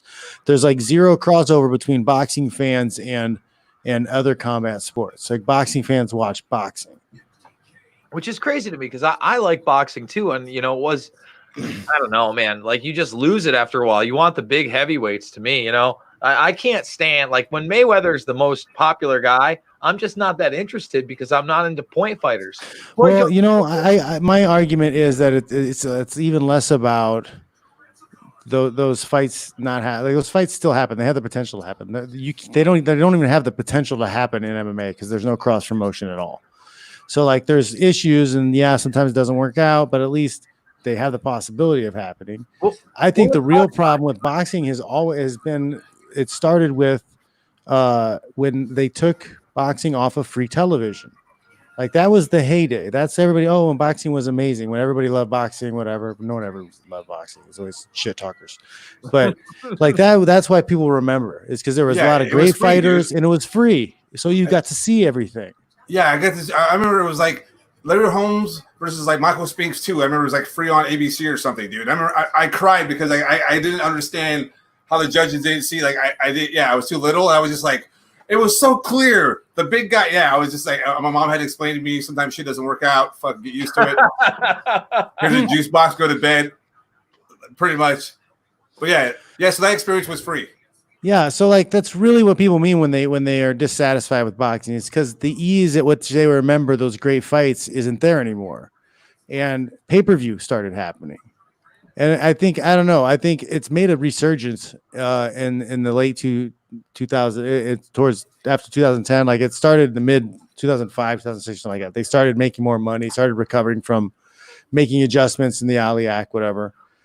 And everybody started making a ton of money, and they're still making a shit ton of money, and their viewership has gone up, and viewership continues to rise. And there's a lot of money going into boxing, and I think it's getting a little bit more easy to view fights. I mean, some. I mean, there's big heavyweights that are exciting, right? Mm-hmm. And Deontay Wilder, especially for getting knocked out, and Tyson Fury are probably the two biggest showmen in the sport right now that can back it up, right? So that brings kind of a big thing. Then you got two other legit heavyweights in Ruiz and Joshua, right? And there's other guys in the outskirts. That's an exciting division now. Yeah, and you know what? That fight happened twice now, right? So like, what are you talking about? The best guys never fight. Yeah, they do. Sometimes they do. In MMA, they never do because you will never see Lima fight Usman. Well, let's talk about it even more because, John, the way it was set up for Fury and with the deal with ESPN, I mean, the guy fought probably 3 times easy, maybe even 4 in the span of a year. Definitely 3. So once every 4 months. Can you imagine if a guy like Stipe, and again, I keep pushing this fight because I want to see it so bad. First of all, Stipe wouldn't be on hold as the heavyweight championship in the UFC. He would just fight somebody else if they couldn't make it happen. So Stipe Bader could happen in my little world where that could happen. And he could fight somebody else. Yeah. You know that, and everybody talks about how the heavyweight division sucks. Well, you don't let them fight a lot either. Yeah. Well, I think that Dana White also thinks that like Stipe is kind of a pain in the ass. So maybe he would do like a trade like he did with Mighty Mouse, just get the fuck out of here. Because he's too good. He's too good. He's too good. They don't like good, consistent guys. Like unless they can buy you off and turn you into a company man, like they're gonna get a lot of friction. A lot of friction. Yeah, like as soon as they were trying to pump up that dude for punching as hard as Ford drives. He doesn't trust these guys enough to and the money he's making from these guys to quit his job as a fireman. Like, come on. Like he's like, no, I don't trust you guys. You guys aren't paying me enough. This isn't enough money. Like, I want to continue my job as a fireman because I want my pension. Yeah. Well, I mean, because it's supposedly a guaranteed pension, but geez, with the way the states are going out of business, man, you just don't ever know. Like, that's the craziest thing. They pretty much gutted anybody's bankrupt. Yeah. 401k was in the stock market. I mean, that's only going to get propped up for how long? Yeah. When is that? Yeah. All right. So this fight's starting, guys. Chucklehead wants to know who we got for this fight. He's going with Barboza. I am going Ige. This is actually this is Edson Barboza's 145 debut, actually. Okay. Ige, so he looked really thin, man. A knockoff Pitbull. He may have a hard time. I mean, he looks Patricio or Patricio. They look a lot more. Yeah, they look the same. He looks like their cousin. Dude, I didn't know that they were two different people, dude. Oh yeah. I think I didn't either for a while. Well, get the fuck out of here. See, I seriously might have. Dude, I was watching Bellator when they had the tournaments on MTV2. Like, ugh. I did not. See Barbosa or Ige. I'm going Barbosa. Sorry. Barbosa. I mean, is that like a pretty hard weight cut, you think, for someone who's like 34 dropping from he's like 34, 35? He's older than that. Who Barbosa? He's 35, I'd be shocked. He's got to be fighting in the UFC 12, 13 years. Easy, right, John? A while. Decade? Over a decade, I bet. I'm going to look it up. Barbosa's got to be UFC over a decade. Who's this? Is it EJ or EJ? Ige. Yeah. He's a young, hungry guy. Dude, his name rules. Any way you say it is awesome. Ige. Damn, he's coming out hard, dude.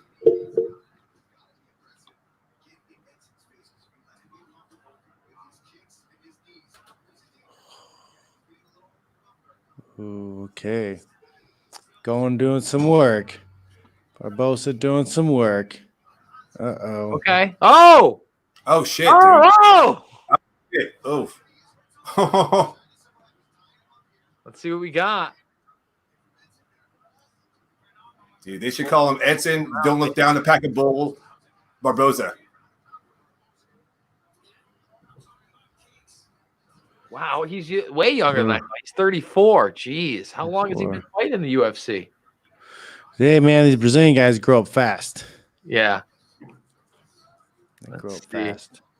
They live life as adults very soon sometimes. 10 years in the UFC. November 2010 is his debut. Man, taking it to him. Damn.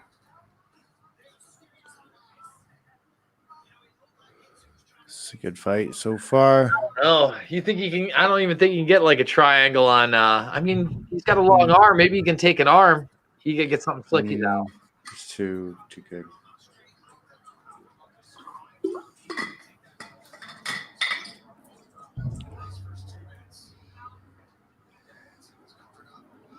Ooh, good uppercut.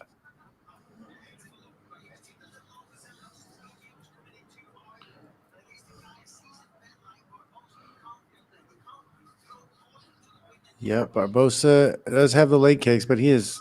Oh, there he goes. He's been throwing them now. Does like the leg kicks. Oh, yeah. He chews people's legs up, man. Yep. Nice, fast. He's got loose hips. He gets off range. He got them long legs too, man. Man, I don't know if I like his face though. It's the same thing with Michael Johnson.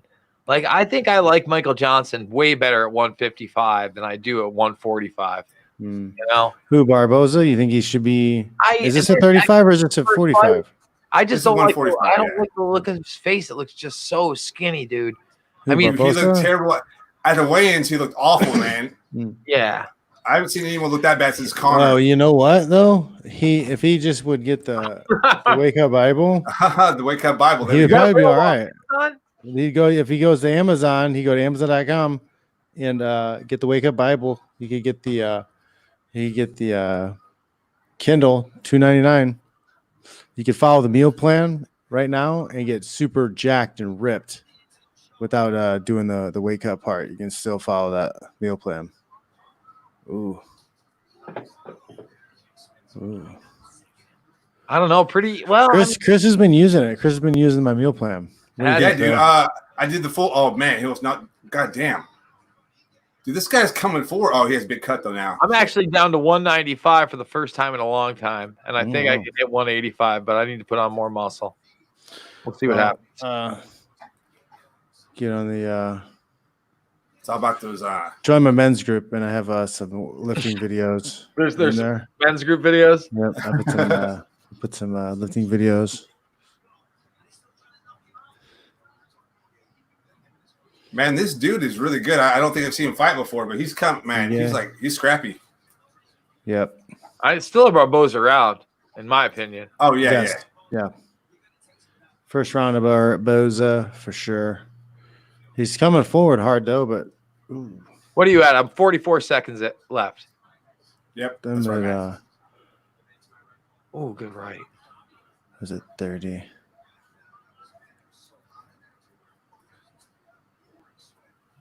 We can sync him next round. Okay. Yeah, that's also what sucks. Depending on what platform you watch it on, you can't even like do a watch along. Yeah. You constantly check on what the fuck yeah. sync is. Oh, dude. We did one the other day, and I had to fucking act like the entire round that I was following along, and I was 3 minutes off. I had no idea, and I was just like, oh! Like, oh, dude. Because I didn't want to make it all awkward and shit, so I just was like, I don't want to say what fight it was, but okay. So the end of the round, I've got Barboza, right? I got Barboza first round. When your round starts, John, you tell me. I'm gonna do a. I might be a little bit ahead of you. Let's see what we got. All right, I'm gonna go to the bathroom really quick. Be right back. What's up, Rico? Thanks, buddy. Spot puts Ige down. Oh, there we go. Golf ball cheek. I did not see the golf ball cheek because he got a mouse on his face. Did you see any swelling on the face? It looks like it's on the left-hand side of Barboza. I can kind of see it, but again, it's because his cheekbones are so gaunt, it's popping up a little bit. Yeah. He's got the Nosferatu. Yeah. Oh, there we go. Ige turning it on. Did your round start already? Oh, I like it. Did your round start? Yeah. I'm 20 seconds. Where are you at? I'm at 4. It's starting right now. Or wait. I'm gonna hit pause. Oh, they're still in the. I'm at 4:30. They haven't started yet. Tell me when you get to 4:30. No, they haven't started yet. They're doing replay stuff now. All right. See again. How dare I pay? He got hit with a flying knee. Maybe that's where the mouse came from. Yeah, that's where the mouse came from on the face. Okay, they're getting ready to start. There you go. Right. First round started. Right now, it started. I'm at pause mode here because it gets a little. So what time? What time? I'm at 4:33. Okay. You just tell me when. Yep. Yeah, Ige came out hard and fast. Yeah. All right, right now. Boom. Okay. Yeah, he got that mouse on the cheekbone right under here from that flying knee that Ige threw. Oh man, Ige's coming out hard and fast now. He might have felt that he didn't get that round, so he's picking the pace up. I like it. A lot of damage on Barboza's face, but he's still composed. Yeah. Tell you what, though, Ige. When he covers like that, he needs to attack that body, man. Yeah. Ooh.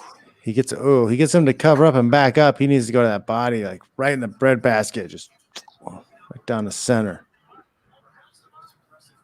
He's pressing him on the fence fairly well. You on the same time as us, Kris? I'm at 3:47. We're at 3:40. Speed it up. We're fresh. Or am I? Okay. No.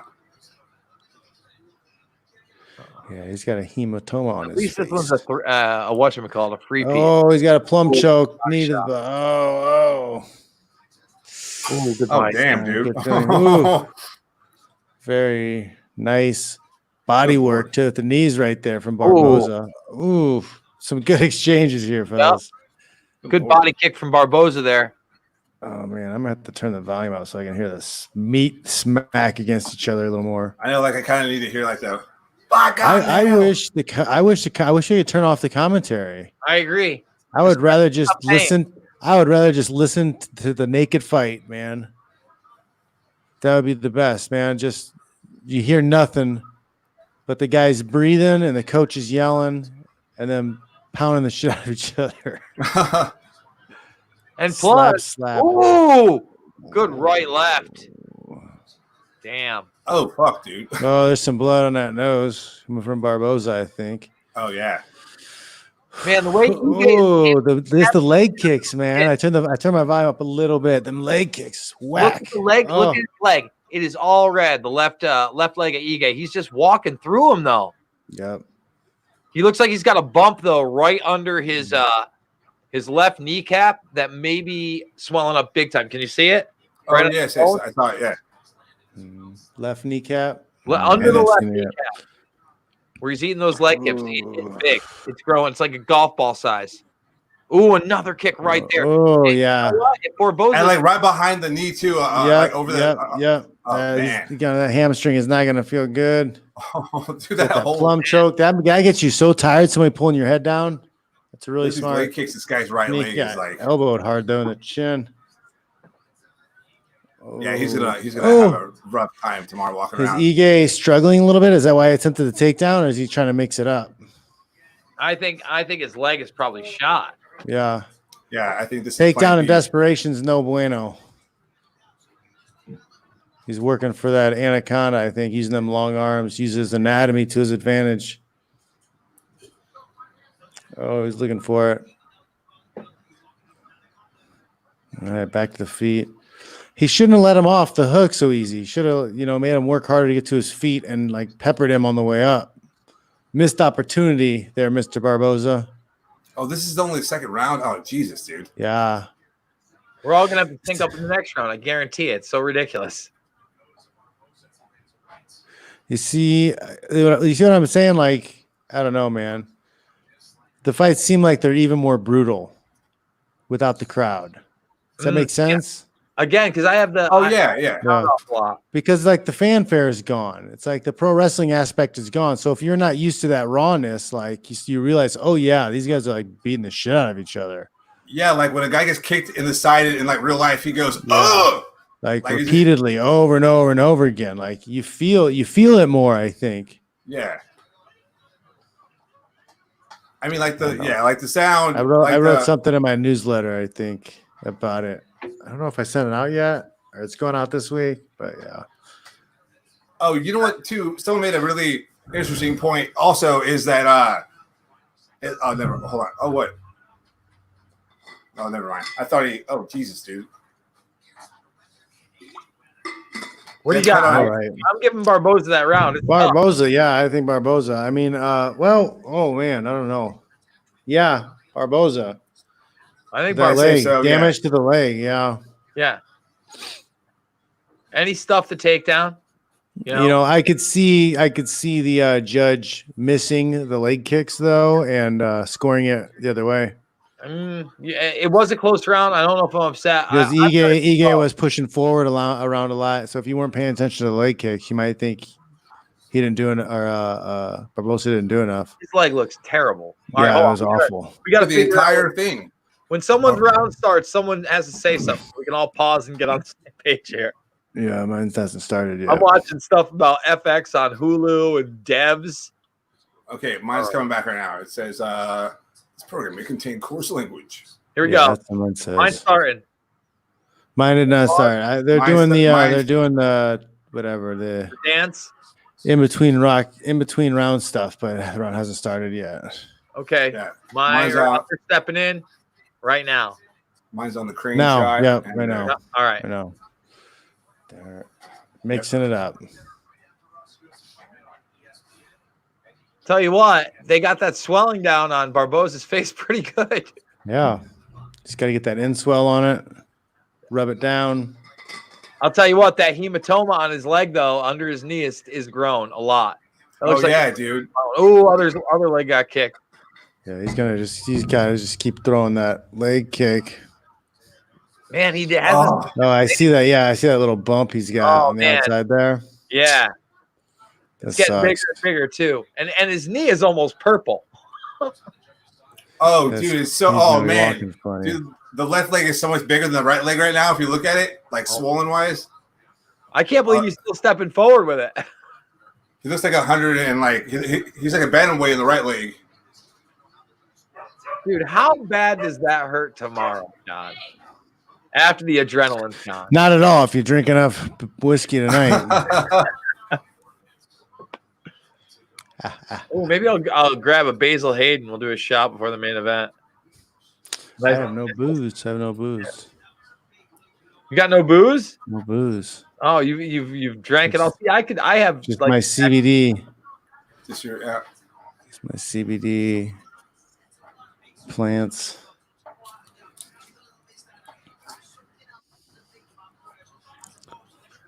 Oh, it's like every time Ige throws his right hand, he chops that leg or he hits the body, some kind of kick. He always throws him off center. Wonder why he hasn't like followed up with it. I think just every time he gets more than two in there, he gets countered like that. You know what I'm saying? He's gotten a couple good two pieces in, but you like at what price his leg is eaten up? It's not like his face is looking great. Yeah. You know what I mean? I think Barboza's just really countering him well. You know, when Ige's pushed him into the if he can't he needs to put him into the fence like nothing else is working. If he's not winning the exchanges, he needs to change up the pace. Yeah. Start putting the guy in the fence, start making him carry his weight, try to wear him out a little bit. Hurt him bad. Oh, that did. Forced the wrestling with that shot. Good kick. He's getting beat up now, dude. Ige looks like a mini Matt Brown. I can't believe how much he's getting up. I thought that body shot was going to be the dunzo. Yeah, he's tough, man. It really is. The euphoric monk, yes. Allegedly, it's CBD plants. That's what I'm saying. Why not just go to a fully legal state? That's what I'm going to do. Fucking A. Oh, we're in legal fully states, but we're also on platforms that might frown upon talking positive about certain things. So I mean, what are you on right now? Periscope and what else? I'm on CBD. What? Periscope and YouTube. Are you? I looked at you on YouTube. I don't think it's streaming there. Yeah, no, on our me and on the other one. Gotcha. Yeah. I use my Periscope, bring in some other people. Ooh, good, right by Ige. Yeah, it's on our because I want to build up our YouTube. We only got like 40 people, so we can't even post like full like segments, video segments. Oh, dude, the word. Listen, I just activated my other one with 0 subscribers. Ooh, man, Ige on top, 2 good left right there, liking it. Is he gonna be able to close out? He's got a minute. He's got a minute. What does he do to here? Win this fight? Butter. Tell us. Well, he's gonna have to create some space because Barboza knows he's won, so he's just gonna clamp up and hopefully get stood up or wear the timeout. So he needs to start standing up, lifting the feet up to the fence to turn him over, maybe turtle him up or put him some way into the fence away from the guard or butterfly or whatever, so that he can get some big shots in and force some scramble situations to attack arms and necks and stuff like that. Because he can't just stay in this ground pound position. This would be great if he got this in the first round and was able to smash and mess with the guard and punch him and elbow him. But it's like it's way too late to do this. I mean, he's got to take way bigger risks. Almost that he's got to finish. Just let it go. Locking it up again. Got that space. Couple smash. Wasn't really that driving elbow that you got to force in there. It's too late. All right, so I got an Ige round. So yeah, maybe he wins. Maybe he stole that round. Yeah. Still, it's probably 2-1. You think? I think it's 2-1 Barboza, but I think people could argue Ige in the second, like you said. And also, who knows? Because we've had two bad calls in a row. So that the Earth is flat too. Oh man, Aspirin asked me if I was a flat earther. I had to laugh at him. It's like, what? Oh, a flat earther. No, thank you. CBD's nuts.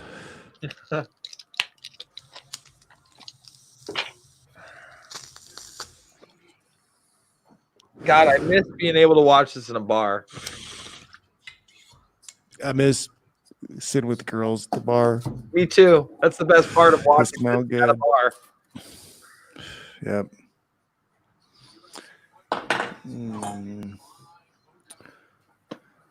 Cocktails and cauliflower Thursdays on Rockfin.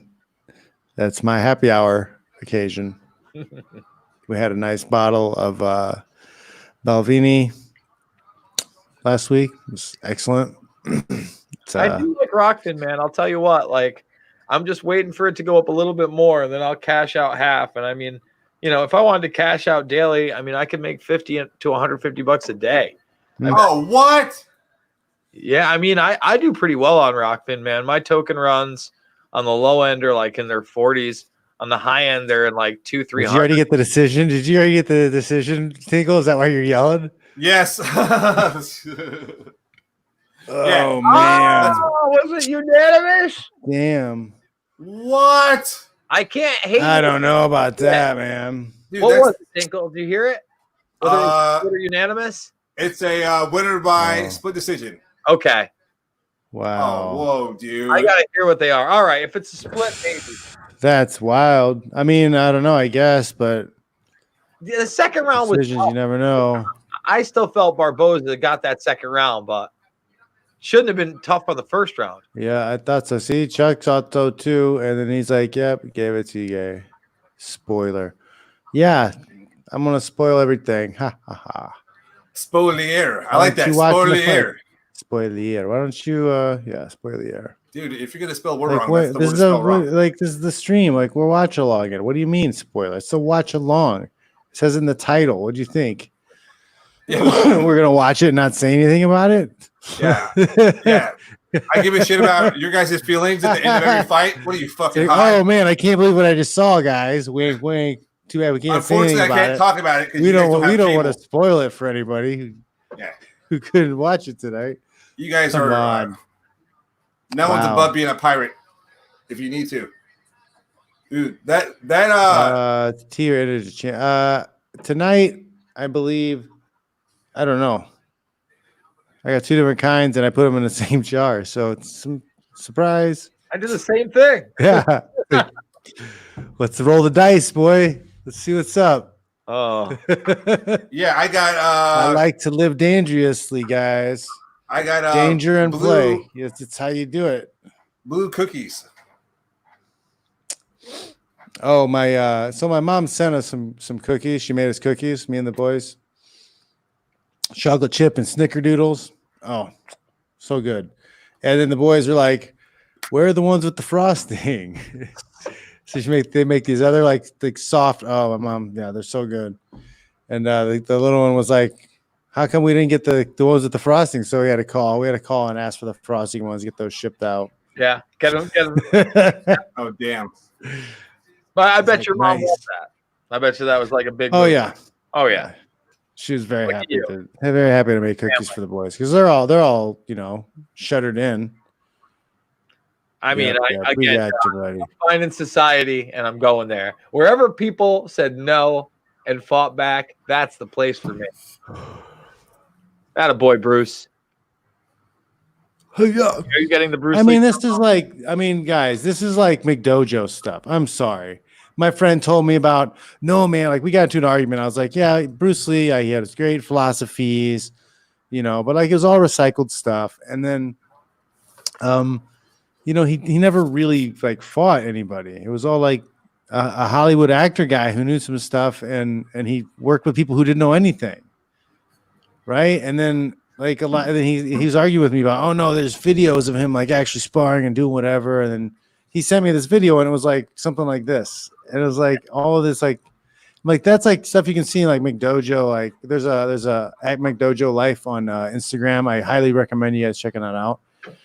But it's like the same type of stuff, like the guys who do like the one finger knife defenses or like the shock, whatever type stuff.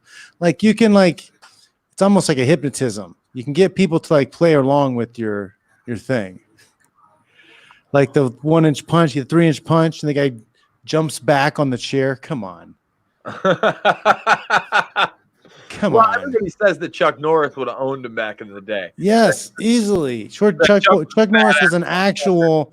He was bigger than. He was probably 20 pounds heavier than Bruce, and he was an actual like world champion, like combat karate like champion. He would have. He would have whooped the shit out of Bruce. And I'm a big fan of Bruce Lee. He did great things and was a big reason why I'm into martial arts. But like, why can't we like be honest? Oh, I forgot when America was based on honesty. You know what? That's why I'll tell you what, John. It's all about the story. It's all about America the story now. First thing is just bothering the fuck out of me lately. America first. America first. I'm like, which America are we talking about? Shouldn't we be saying the Constitution and Bill of Rights first for everybody. Yep. That's first. Forget about fucking America, because America's done some horrible shit. We Yep. Bill of Rights, Constitution. How about we do that first? Let's get those right. Bombs. Like, imagine just, Constitution and Bill of Rights first. That move. Wow. Not fucking America. Within America, sure. But what America are we promoting? The one where we bail out billionaires and shit on the poor? The ones where we bomb people. Yeah. The one where Joe Biden incessantly touches children on video after video after video after video, and it takes fucking 4 years for the president's son to tweet it out. Is the president finally going to tweet it out? Because it's not like those guys. That's just, oh my God. If the media would he's saving it for either close to the election or when like the media has been really like hard on him about something, or he's got to do something like shitty or shady. I don't like he'll tweet that out, so the media flips out about that for a week or two while he does whatever he needs to do. How many times do you think him and his sons at like Thanksgiving dinner watched videos like that again and again and just laughed their asses off? You know they have. You know how people are. That guy's all over it. There's no way. And they just keep telling Mr. Trump, you can't put that out yet. You can't. Why can't you? It's on like, it's not like tens of millions of people haven't seen those videos. Yeah. Just bring it to attention. Why not? What's wrong with it? They're going to say that they're doctored, or they're not? They're innocent. They're harmless. Like, no, what's their argument going to be about it? Like, I'm trying to see. So did you see the Joe Scarborough thing trending today? The Scarborough? Oh, from like, he made a joke about killing somebody. All right. So listen, that is not new. It did not resurface. I have covered that at least 36 times in the last 15 fucking years. I've played it at least 5. I know I played it while I was at We Are Change. So what that is while he basically, Scarborough used to be a politician, and then he transitioned into MSNBC. But Don Imus was doing the morning show, and it was being simulcast on MSNBC in the morning. So he had Scarborough on, and he says to Scarborough, "Hey, what about that dead intern that was found in your office?" Now, supposedly he was having an affair with this chick, and they found her where her skull was basically bashed in his office, and no charges, no real investigation. They said that she like must have had like an aneurysm or something and bashed her head on the desk accidentally and died. Oh my God. Yes, exactly. What? And this guy's on morning TV scolding people for wrong thing. Bro, he's married to the daughter of one of the most vicious policymakers in history. The guy that created. All right. So her father is Zbigniew Brzezinski, among many other things. Mika Brzezinski's father is Zbigniew, of being Jimmy Carter's national security advisor. It's documented. Look up the Trilateral Commission and how it came about. Zbigniew Brzezinski was sitting next to David Rockefeller in a plane on the way to the Bilderberg meeting. And the other Bilderberg guys wouldn't let Japan in on the meeting. And they wanted to go transnational. So on the meeting they're on the way to the Bilderberg meeting. They hatched up a plan for the Trilateral Commission, got their guys in on it, and broke it there. He's the guy that funded the Bin Laden network against the Russians directly. The Mujahideen and the Muslim Brotherhood in the late 70s and 80s. I could go on. He wrote a book called The Grand Chessboard. It is nightmarish. This guy is a ghoul. Nightmarish. That's just what I need. So put me to sleep at night. Is that a good light reading before bed? And Scarborough left his original wife. Here we go. Oh, Angela Hill's fighting this girl, Angela dude? Let's see. Oh, this is a rough fight, dude. Oh, I got Gedalia. Yeah, this is a rough fight. Yeah. Well, I mean, yeah. But you know what? Who knows? They're both tough and fine ladies. This should be actually an exciting one. They're both stand-up fighters. They like to scrap. Like you said, Angela Hill has put some wins together. Gedalia's been on a down streak. I still think Gedalia is a better fighter, but you know what? People improve, and especially women. Some of them fucking do step up. very quickly. Yeah, yeah, this is a big test for Angela Hill. It's like kind of a make or break type thing, you know, like should have got off the pot. Like, are you gonna break through into like the superstar status, or are you gonna be a journeyman? I feel like though the Claudia is so wide open. Claudia, nice. Shebang. Angela Hill, Overkill. Yeah, I like that name. I didn't know that was her name. Yeah, Overkill. that's good. Angela, that's cool. Overkill. Hey, John. Before I forget, have you seen the new Tarantino movie or the last one, Once Upon a Time in Hollywood? Yes. Oh, dude, that scene where Brad Pitt calls out Bruce Lee was fucking hilarious. Hilarious. Dude. Yes. That was genius, dude. That was so funny. Yeah. And then like Bruce Lee's family, I guess, was really upset They're by mad it. about it. And everyone was like, I guess it was. I mean, they're making fun, but that was so great though. I just love it. Dude, Brad Pitt was so awesome in that scene. Yeah. I just think it's like Ali. Like you would have the nerve to say that you would knock out Ali. You fucking are you crazy? Yeah.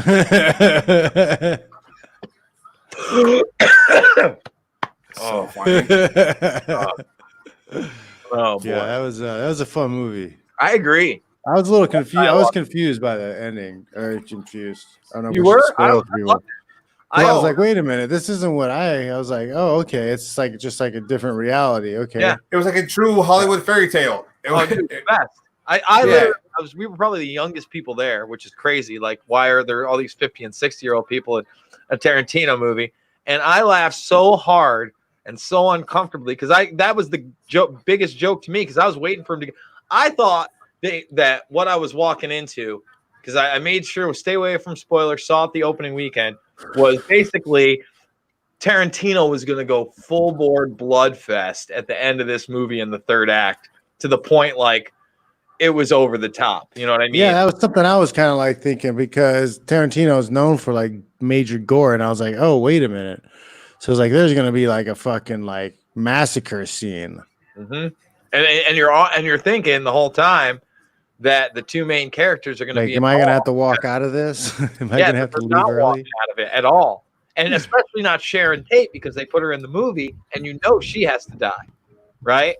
So like the whole time they're setting that up, I laughed my ass off that they just let them kick the shit out of him and then burn him alive. You know what I mean? Mm-hmm. Oh, dude, when fucking Brad Pitt was on acid, that was the best. Dude. Yeah, that was the best. Dude, that whole scene where he's like, "Wait, I know," and then he's like, dude, it's so great." I can't remember where she's from, but the girl who sold him gave him the acid dipped cigarette is a famous chick. She was a famous little girl in another movie. She's that's Andy McDowell's daughter. I forget her name right now, but that's her. Yeah, she was in some other movie. Oh, dude, she was in just something I just watched that she was big in, and then she was in a movie with Frank Grillo that she showed her cans. If you guys are into that. Oh, wow! Spoiler alert: she has nipples. Sorry, guys. Sorry, boys. Well. You know what they say about boobs. Once you see one pair, you've got to see them all. I don't know about all of them.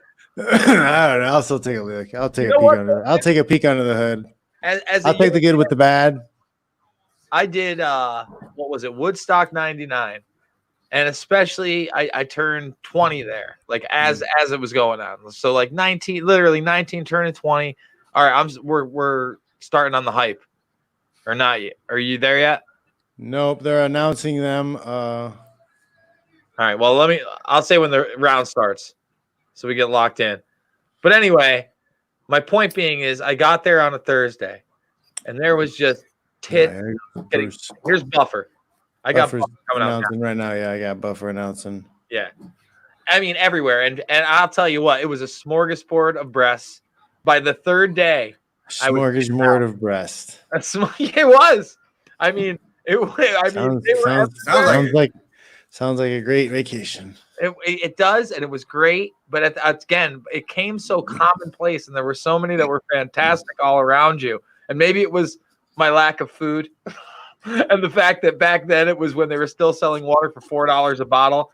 in 1999, but you know, it ends up being like a passing thing. Like, oh, those are amazing, fantastic. I'd probably be shamed now for even looking. Like, there'd be cell phone videos like following me around, like I'm the creep. Delia looks mean and ready. Mm-hmm. Ready to go to do some work. This will be interesting to see. That's the referee that I was telling you the other day about that has all the fucking tattoos, and he looks like he was a this guy, yeah. undies. Yeah. Kevin, man, or Keith Peterson there. Bobby Hill. He looks like he would cause a problem. Grown up Bobby Hill. That's funny. Man, down to the no neck and everything. Here we go. They're going. Dude, if you had me pick who was a fucking referee in a group of people, it would not be him in any room. Who's the most fair judge of character? Don't judge a book by a cover. That's right. But then again, situation. Then again, everybody judges the hell out of a. You can tell a lot from a cover of a book. No. Hey, I wasn't judging him from his tattoos. I was judging him because he buttons his polo all the way up to the top. It's fucking weird, dude. The polo. I've done it a few times. I've tried it out. Oh yeah. I don't know. I don't know what the look is. I think he does it to hide his tattoos. I bet. Oh, He's trying to disappear, and if his tattoos are visible, that he becomes something the eyes are going to be drawn to. And if you're the ref, you should be an invisible ninja. Oh, so that's why. Oh, interesting. Well, what with the asshole that has that rope hanging off his face? I mean, he's not an asshole, but I mean, because that takes away from the same kind of thing. That's crazy. Tell you what, Hill's pushing the action, but I feel like Dahlia's getting the better strikes in, like right there. More solid. Yeah, like every time she's really stepping in, she's just got a little more horsepower behind stuff. Hill needs a lot more volume if she's gonna punch with the dink to dink. More leg kicks. She needs to follow up those the hands with the kick to the legs. She's not doing that. Right now, they seem like lunging 1-2s. You know, they're not even like there's not even a lot of testing pain. the water. She probably got hit a couple times. Gedalia's probably throwing some heat. Pop. Right now, Gedalia looks totally poised. Yeah, kind of taking the middle of the octagon, circling. But like Hill definitely has better footwork, and she could increase that volume. She needs to use her angles and increase the volume, and then chop the legs. Because she's going to need to use mobility and speed anyways against this chick, because she's not going to have horsepower. Oh, fighting hard in that clinch. It's good. Got to make her work. But. Right now up against the fence, she can double up. She's not doing anything with that overhook. It's a waste of time, right? Unless she steps through the trip, but it's not going to happen. She's just taking her arm out of the equation. She might as well take both hands, put them under the chin, and try to push that chin up. Create space and get out of there. Yep. Those overhooks that you feel like you're doing something, you're not doing a damn thing. Get your hands under the chin, push off the face, get that head out of the way. She's gonna fight that. I like that. Circle off the fence. Circle off the fence. She's got to circle away. Dahlia's doing good work here, pressing and working her way around the body with that pressure. Not necessarily taking her down yet, but making her work. Definitely tiring her leg. Yeah. I agree, but the judges don't really look at this, even though she needs to over a minute and a half now. Well, it is a lot of ring control though, so that's that is score for her favor. She needs to get busier with the knees to the legs. She needs to score more. Oh, there's a trip. She got her. Hose down. Got it.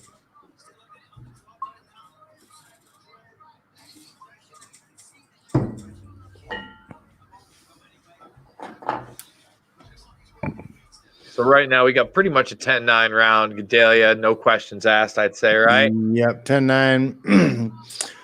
Hill would need to get up in this last minute here and do some work to steal the round, or sweep and get on top, finish with the flurry, maybe submission attempt.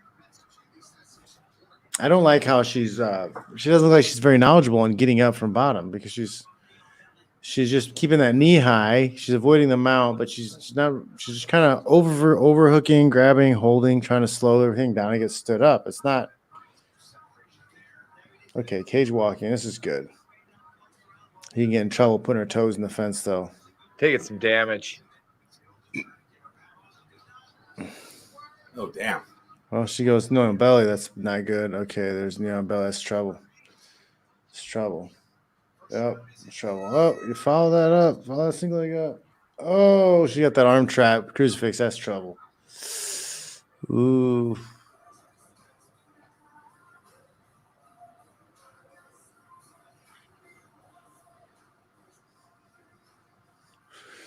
Nice. Gedalia. Yep, Gedalia has got that.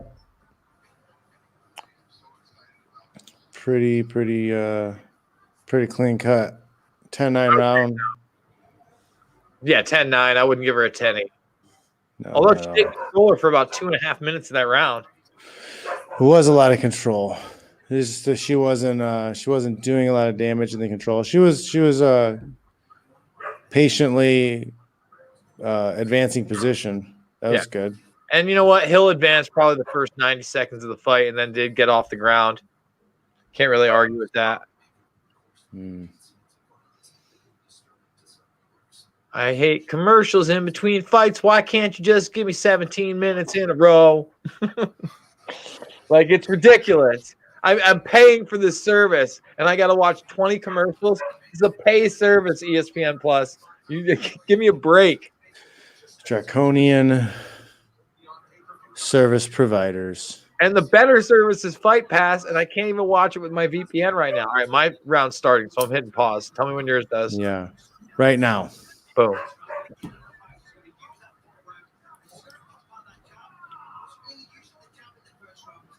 See, Hill looks like she's coming out doing the same thing. Pressure, 1-2s, but no foot, no leg kicks, no body shot either. No cherry on top. Yeah. Pop out, pop up, out. And she doesn't have enough on those to do damage. I mean, no level change, no threat of a takedown either. You know what I'm saying? Like, give her a body shot in there if you're not going to give her a leg kick. If every shot's going to be like a jab. She's feigning a little bit. That's pretty good. But, like, yeah, she needs to change level. Everything's like, boxing level, no. And she's got a little decent kickboxing. I've seen it. Yeah. There's a body shot. She can throw that leg kick. She can hit that inside leg kick. She can sneak in an elbow sometimes. Ooh, Gedalia. Sorry. Caught her right there. I'll tell you what. Nice jab. Nice follow. Caught her in that eye. Gedalia might be hurt. Oh! Tell you what, those two shots hurt her. She was backing up before that big shot. I'll tell you what. I talked smack about Hill's boxing, but it seems like maybe she found a way through. I mean, step in there and do what she was doing. Big uppercut like it. Yeah, it was a good uppercut. Mix it up. Give her a big body cut. Now she's vulnerable. Claudia's slowing down a little bit. Yeah, she's busting. Oh, big. Wiping blood off her face and off her eye. Man. It might be bothering her in her head a little bit. Counter by Gedalia. Oh. Well, we picked up the pace. I'm glad. I like this. Now we got ourselves a little fight. Turned it up. Realized she needed to step it up a little bit. Ooh, nice right by Hill. Now she's connecting. Gedalia's slowing down, not defending as well. So you would think now Gedalia would want to change levels and go to the ground since she dominated so hard on the ground. There you go. Takedown attempt. She looks tired. She is. She needs to get her up against the cage and take her down. Yeah. All right, I like that. She's got a lot of muscle. She's got to fuel her. Ooh. Nice. Great transition right there. Yeah, I like that too. Circling off the fence. That's like that mentality of like the fence is electric fence and you got to get off. You can't hang out there. You got to have that mentality. You're going to get shocked. Is that what they tell you at AKA? That's what I tell people. guys? That's Fitch smash knowledge. Okay. Not everybody has that, brah. Most people got to pay to go to the seminar to learn it.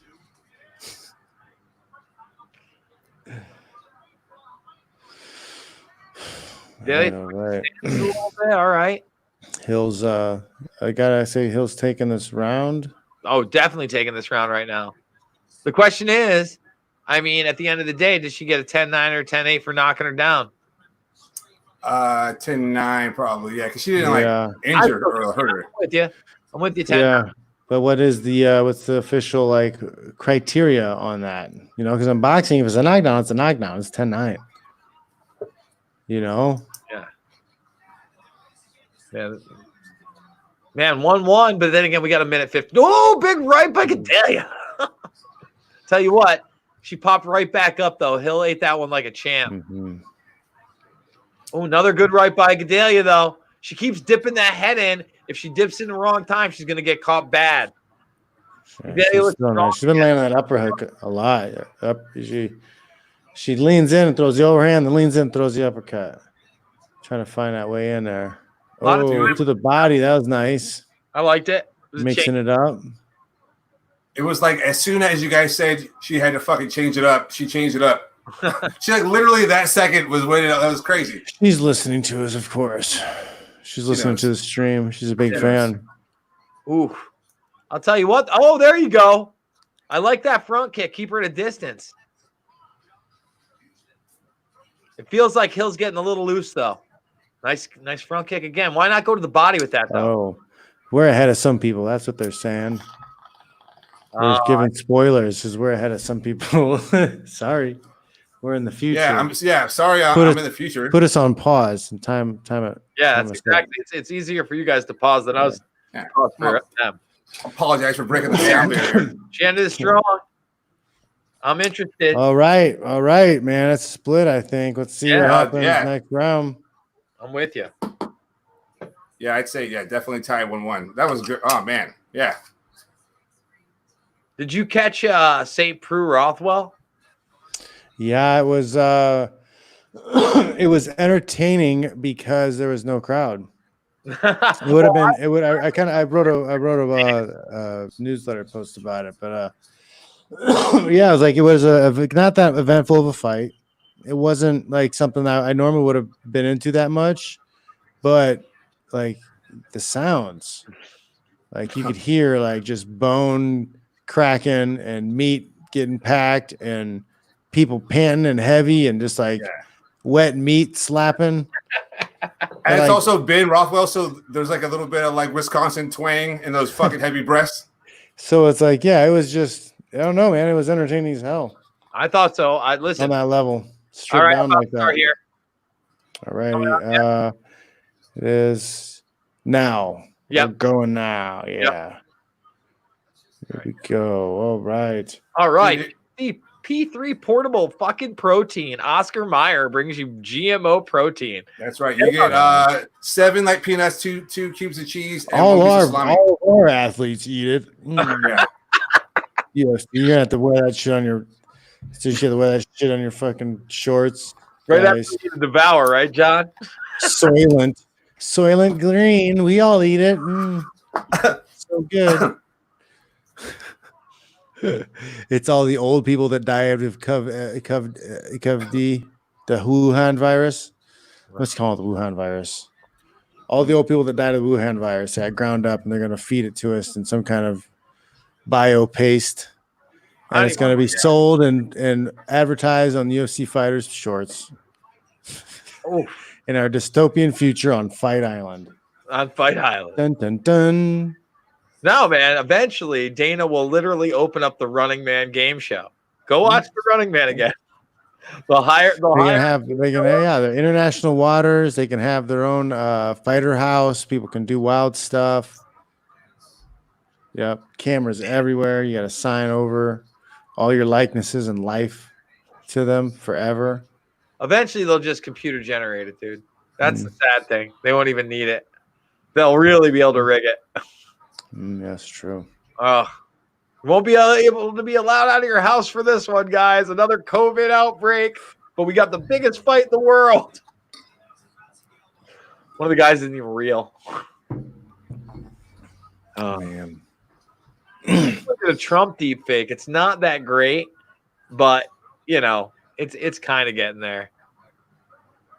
But that's at home too. They did one of Trump on a little baby having a fit. Oh, that was pretty funny. It's like, no. Trump's face. Oh man! Imagine if they actually convinced the country that we need to vote from home this year. My God! Like a big outbreak of this comes in like the beginning of November, and or at the end of October even. I got Hill right now, 2.5 minutes deep. I think she's hitting better, but Gedalia's swinging harder, just not hitting right now. Ooh. I think she may have some blood in her eye too. Her right eye is like there's blood smeared on her face. See, right now it's been almost 3 minutes. Hill hasn't thrown another kick. She hasn't thrown a body shot, and she was so much more successful in that second round doing those things. There we go. There's a kick.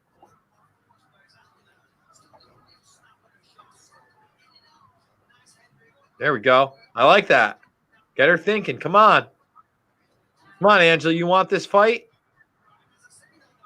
You want that UFC push? You want to eat P3 protein on a commercial? Mm-hmm. Yep. You want that P3 protein physique. That's right. You want to catch the $35 protein checks? GMO protein, that soy. That's right. Soy to the future. Soylent protein. Right. Hill was a nice left there, man. That's what everybody's got to eat once all the meat factories shut down. Again, think about it. Why is it Buy that extra all the eggs. smaller businesses, for instance, I was telling you how that Maine's went out of business, my buddy's distributor for 25 years here. Yeah. Guess what? Lineage Logistics already picked them up.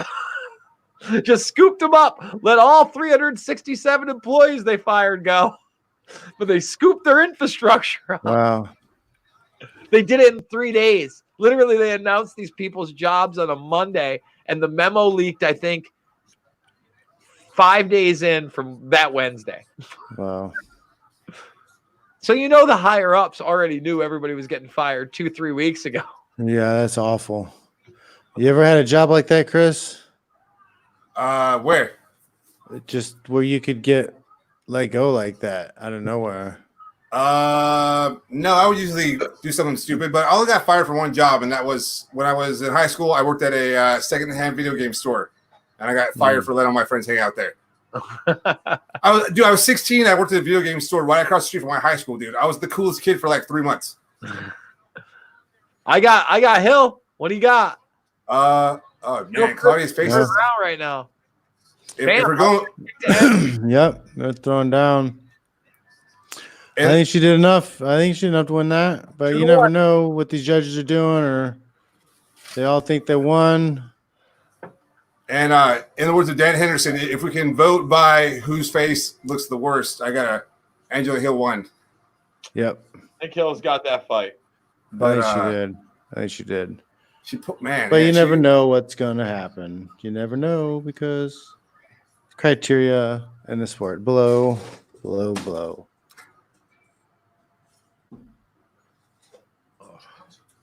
Then we got the Reem Walt Harris. Man, they really played up the Walt Harris thing. But I love it. Been doing it 20 plus years. I did this a tough one. I mean, Walt Harris, you would think that if he puts hands on him quick, it's over. But damn, you can't stop. Like Overeem, it's a monster. 5 rounds with Rosenstruck. I remember when Overeem was skinny. Well, and he was a skinny 205-pounder. Yeah, he's almost 40 now, John. He hasn't kept the same physique throughout his whole career like you have. He's a baby. Yeah, still a baby. He's a baby. He's a baby. He's still a baby. Him and Glover Teixeira, they're babies still. Can you imagine taking the kind of damage fucking Overeem has taken in his career? He's got over 90 fights. Yeah, his right. His face exploded. His face just exploded. Yes, and I think he's bilingual. Like 6 months ago, like literally exploded. I always liked Alice. I love the Uberim era when he was fighting in like Dream and stuff like that. When he beat up Todd Duffy, when Todd Duffy went in there with a chip on his shoulder, and Overeem was just so much more massive than him. Yeah, yeah, that was unfortunate. Oh, yeah, Todd was not in the best of situation, I think, that fight. No. Well, he spoke out against the UFC and had been released, so he immediately took that fight when offered.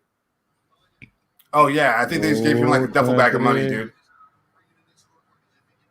Oh man, they gave it to Gedalia. Was it?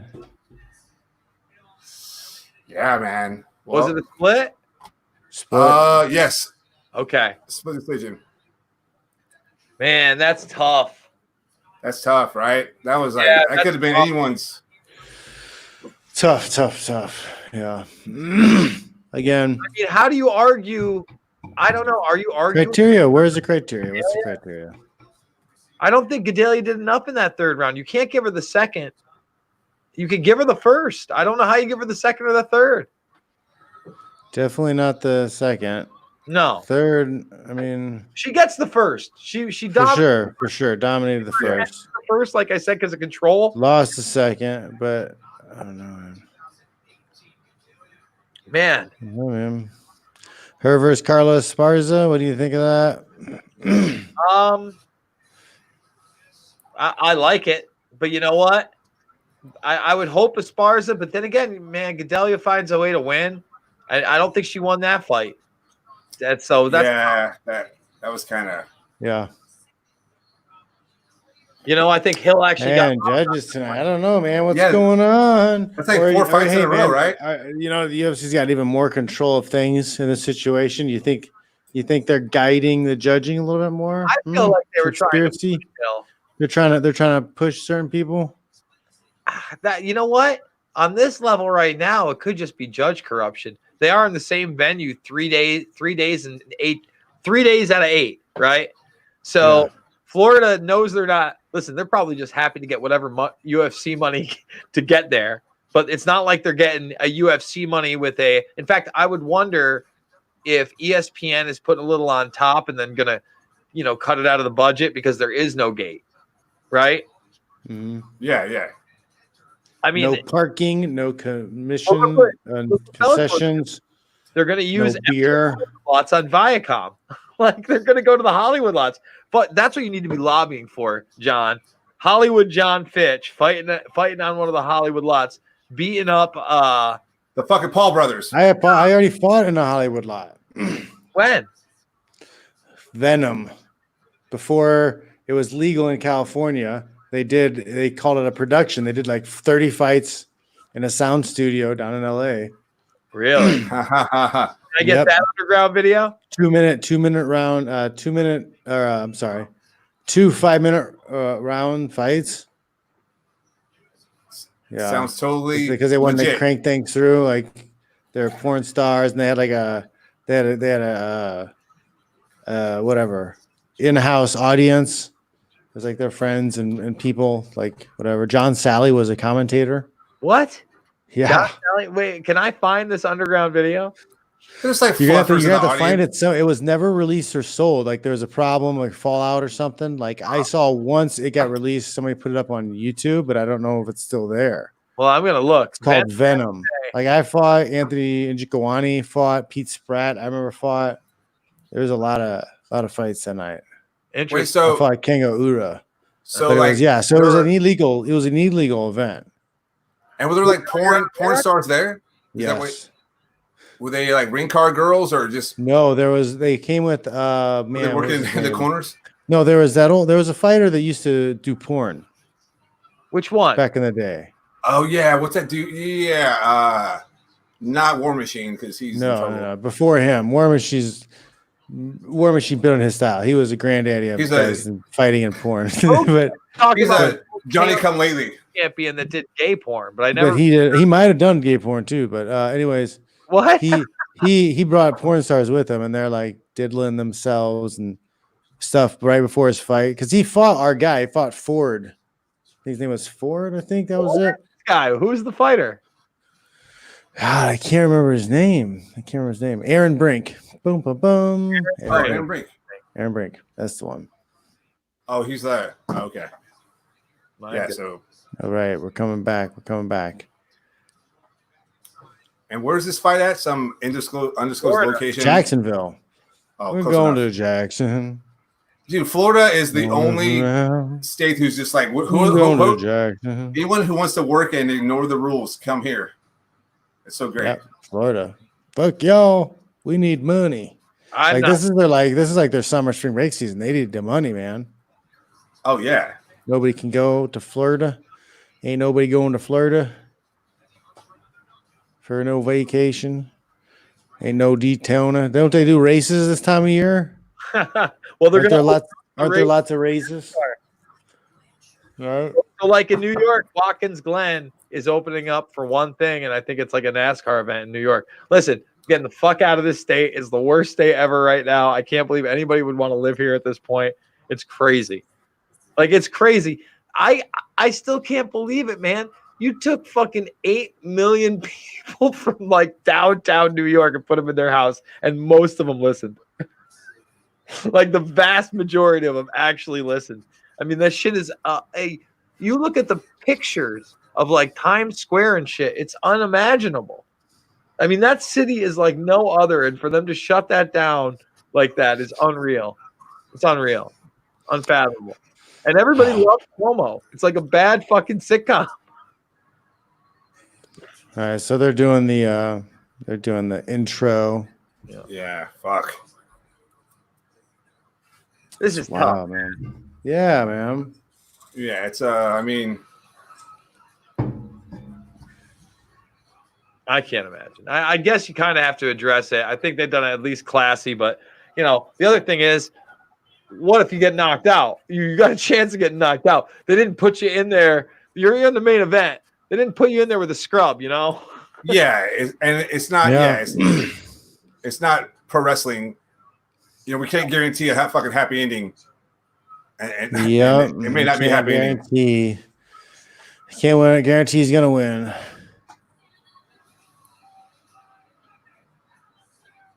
I mean, say what you want about Overeem. He's a competitor, man. He doesn't throw. You know, he comes to fight hard. He always comes to fight hard. That's right. He's not also 3. he also comes. He also comes off of losses really hard too. I think he's had. I mean, he seems to do. He doesn't lose too many in a row. I don't know if he's dropped. I think when his back was against the wall, he dropped 3 in a row. Is it worse in the UFC? But goddamn, when he loses, his face explodes. God damn, dude. Jesus Christ. That fucking lip, dude. I don't know if I've seen Walt Harris fight yet. Oh, I watched many Harris. Oh, he's a monster, dude. It's over. He's a monster. Yeah, I mean, once he gets, I think once he's more seasoned and everything, I mean, he could really be. You know what? Overeem hasn't ever had more than 2 losses in a row in the UFC. So, I mean, he's what? He's 2-5. He's 2-3 in his last 5, but he lost to Ngannou, Blades, and he just lost to Rosenstruck, who blew his face up. Rosenstruck. So, you know, and that guy got goddamn. He was on a floor. He got smashed too bad by Ngannou. They should start that fight over again. Yeah. That was too quick. Here we go. It's another reminder that Reebok sucks. Yeah. It's ugly. I can't believe, you know how much they try to charge for those? What's a hoodie like that cost retail? Take a guess. Oh, normal or UFC? It's probably like $100 or $120 or something ridiculous. It's like $120. $140. Oh my goodness. It's like so this is kind of $199 for a hooded sweatshirt. Hey, so this is kind of like fucked up, but do you think that like Walt Harris had to actually ask the UFC if it's cool if he has that picture of his daughter? Because Reebok has that rule that you can't have anything else. You can't have pins or anything. I wonder if he had to get cleared. For this one, the way they hyped it up and everything else, how could they not? I know, right? They probably asked him to. Can you superimpose some of like Reebok shoes on the? he probably just wants to like just get his job done. Yeah, Don't worry about it too much, you know. Yeah. That seems like some extra plan that somebody else came up with. And he's like, yeah, whatever. Yeah. Oh, dude, he's feeling it though, dude. He's got some moves. I'm sure Walt Harris also was like sparring partners with Tyson Fury as well. Like he boxed with Fury. Oh no shit. Yeah, I'm gonna look that up. Make sure I'm not just bullshitting there. But Tyson, in the words of JR, this is a blue chipper. He's a blue chipper right here. This guy. Oh yeah, they have. Good. That's scary. Glad the cut guys these guys all got their masks on. Not breathing on his face before he gets into the cage. Well, not that table over there. There's a whole table of people just like whole table. Masks just they've already got it. Like seriously, like why does Buffer have it on outside and then he goes back in and puts it like is that does he put does he put an antiseptic or something on the microphone after yelling on it? Like come on, I know, right? Fighters gets infected and then their blood is all over the mat. Like, what are the chances that you don't get like a mass infection? Who cares? Most of them be asymptomatic anyway. If like is Souza on his deathbed? I'll assume he's not. I'll have him fighting soon. I hope so. He needs the money. Poor bastard. They all do. I know. I'm surprised that like they didn't find advertising space on like everyone's like masks and stuff.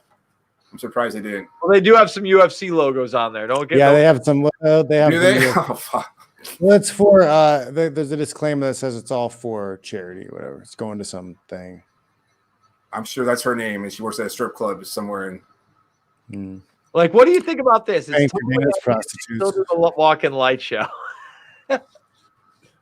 See, I don't need that. I would rather have all the lights on, man. It's dumb. Guy screaming at the top of his lungs to his fucking music and just stepping in there. There's no one to fucking play it up to. There's no hype. Let's like look at the guy. Let's go. Fucking have Buffer do his thing in his toned down jacket tonight. You know, the last two have been toned down. Thank you, Buffer. You know, not everyone that needs to be an art party. Oh yeah, he's making some bold choices as of late, dude. Really bold. Like we're talking like Liberace bold. Like I agree. I like the way Overeem's looking right now. Dude, that's how awesome he is, dude. It's like Buffer has the greatest life ever. So he's like, you know what? I'm gonna start wearing ugly jackets, and everyone's still gonna keep jamming me. So, yep. God bless him. You know what? God bless him. Just the way his life ended up, and like he didn't even grow up with his brother Michael is incredible. Like it's hysterical. His whole story is amazing, really. Like, come on, man. All these guys with the masks walking Overeem down to an empty fucking. Oh, it's wild. So what? So like, okay, so like this is a transition. They're still doing things the old way because that's like just how they're used to doing it. So what things could they do differently? What shifts could they make to make it more a more enjoyable show to watch? Because it's not traditional like whatever, you know. I think you need like a location. You know? Like what if they went into like a parking garage, like it put the cage up in the parking garage, so like environment, like you know, out in the jungle or you don't even need on a beach cage somewhere. Well, don't you think Coker is going to do like something similar, like on the soundstage? He's got to do something, right? He's going to do 10 shows in a row. That's what he says. 10 in a row starting July. So if it is on a soundstage, it'll probably be a little bit different. I would imagine. You know what? Maybe Coker's smart enough that he lets some of the family members come in, a la, you know, like UFC, whatchamacallit. What the hell was it? You know, the fucking TV show. Why can't I think of it? Ultimate Fighter. Yeah. You'd let those people come in and like, you know, be around. And that way you could still tell the story and you'd have some interviews in between the fights, a little more drama. You know, auntie's there, mom's there. I don't know. That's the only way you could humanize it. You still get to hear everything. I think you are right. Obviously, make the scenes as cool as possible. Once it's Fight Island, I think they're going to cheese it up. They might as well have a midget in a white suit come in fucking with Buffer. dude. They should have like a parking lot and a bunch of cars in a circle with like their headlights on, like Lionheart, and just have the guys fight in the middle.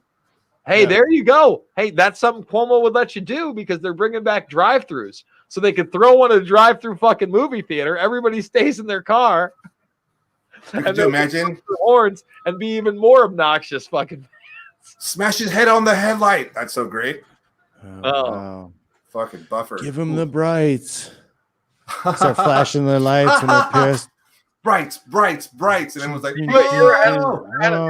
honking the horn.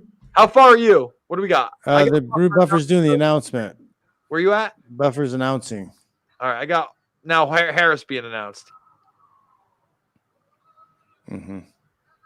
Or it looked that way. Never mind. He's now doing his thing. Is he going to jump up? Big Murd doing that. Murgliati, yep. And now, for those in attendance and UFC fans watching around the world. Does he still say those in attendance? Did he? Oh, God, dude. He's got the headphones on. I know. I can't hear it. Yeah. Oh, he did. Oh, man. Jacksonville. Well, that's what's sad about like the Pro Wrestling Live is they have like stuff in their, when they walk to the ring where they like incorporate the audience and there's people like waving to nobody. It's so embarrassing. Embarrassing. It's embarrassing. It does not translate. Dude. Look, you need the 8-year-old kid with his family there with a big guy dressed that dude for pro wrestling to work. This, you don't need that to work. People want to see this. Like, there's still holy shit moments. Oh, yeah. You're watching violence. That's right. I felt like WrestleMania, it was like a Saw movie, dude. And, like, I would have rather cut my belly open to turn it off, dude. If you had the remote in my stomach. I hadn't watched one in probably well over a decade. And because it was the only thing on, I caught the first night. And they had that, like, Undertaker movie thing. And I was just like, I need to stop. What is this? Well, dude, so here's what's sad. All the rest of it was so bad. That was the best thing. Like, I thought it was so good. Like, the next day, I was like, that was awesome. And I watched it again. I'm like, no, it's a bad Roadhouse action scene, really. Yes, exactly. Bad Roadhouse action scene. Dude, but they had that ladder match, and it's like, they're like all those like ladder, like for no reason to put themselves in jeopardy in front of nobody. It's like, what are you doing, dude? Exactly. There's no big payoff. I have been watching a lot of the Dark Side of the Ring documentaries. Oh, it was great, right? We watched a couple of those. Ask John about his favorite wrestler. Brawl for it all, and then New Jack. Fuck that dude. He's so bad. New Jack was wow. New Jack was wild. When he fucking cut that fucking fat kid's head open. Oh my God. Another guy? All right, here we go. Dude, the child. I know. Razor bladed his face. Well, my favorite stabbing was the last one. And that's good when you can say that about my favorite stabbing. Three what do you call them? Justifiable homicides. 3 justifiable homicides. All right. See that every day. Here we go. Let's see. Big boys battling. Walt Harris back in action. Overeem backing up. Look at Walt Harris. Remember he used to carry around that sledgehammer? I feel that's the story of Overeem's career as he's gotten older. He's a counter fighter. He tries to piece them together and hopefully survives a storm if he takes one. Yeah. And hope that his like mouth isn't split in half. Yeah. Fuck. Hopefully his face will not explode in the process. You know what? They did a bang-up job putting that thing back together. Oh, they did, right? Oh, my God, man. That was so bad. Good. Mouth and face heal fast, I guess. Oh!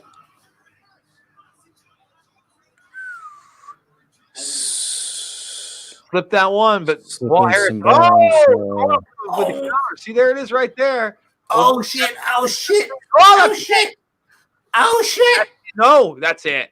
You're not calling it, Murd? Wow. Overeem back to his feet. No way. Damn, that's a lot of damage. It's over. It's over. Call the fight. Oh, my God. Oh, Jesus, dude. Call the fight, Murgliata. I don't know, man. Call it. No. Oh, my gosh. No. Oh, wow. I can't believe this is still going. Oh, dude. That's intelligently defending. 18, 19. He's taking. Oh.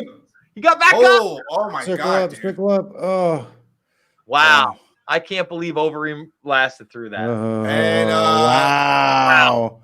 Holy moly. Holy moly. That is Overeem's wild. face has officially Do you exploded. think if I had jumped in and stopped it, would I have been? No. See, yeah, that's I think that was a worse beating than what Dominic Cruz just took. oh no. Oh no. Man, he's hurt. It's almost over. Oh! Oh! What the fudge? Come on. Get the submission. Get him. Get him. Take his back. Oh no. No. Oh no. Oh my God. Look at the canvas. It's just blood everywhere. Oh, that one fight was bloody everywhere. All right. Oh wow. Like sprinkled. If Overeem could keep Like for a second, I thought the mat was polka dotted.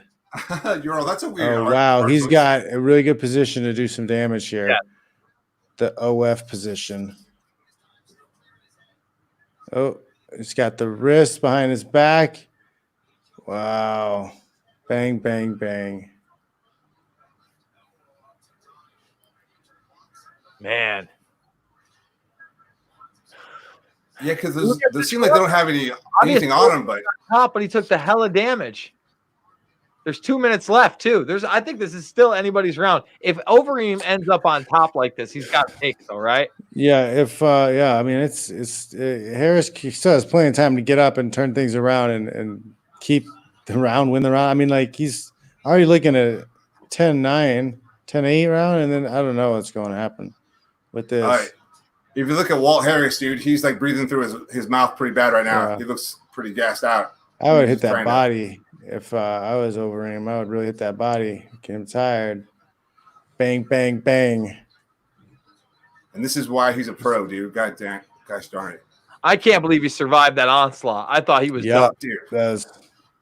I mean, yeah, it's crazy. He's like, Does. Oh man, he's got his head up Dude. against the cage, hitting some decent shots in there. I like He's it. landing, yeah, he's landing good punches. He's got that wrist control. He's controlling with one hand and leaving the other hand open to do damage. Style mount right here. I like it. Getting And, these shots from the side, right on the head. Well, yeah, this is like the smash position. This is like the Khabib control the arm behind the back. He's a little bit sloppy with his knee control here, but he's still fine. Man, he's hitting them too. He's got enough control to land the big shots. Yeah, those are touching. He's gonna win the roll. He needs to maybe pull him off the fence with that wrist control and then look for the head and arm choke. I mean, how do you not give him this round though if he stays in the position and keeps doing what he's doing? I think he's smart. Yeah. I mean, the guy's getting tired too, so You can see it on Walt Harris's face. He does not be in here. oh,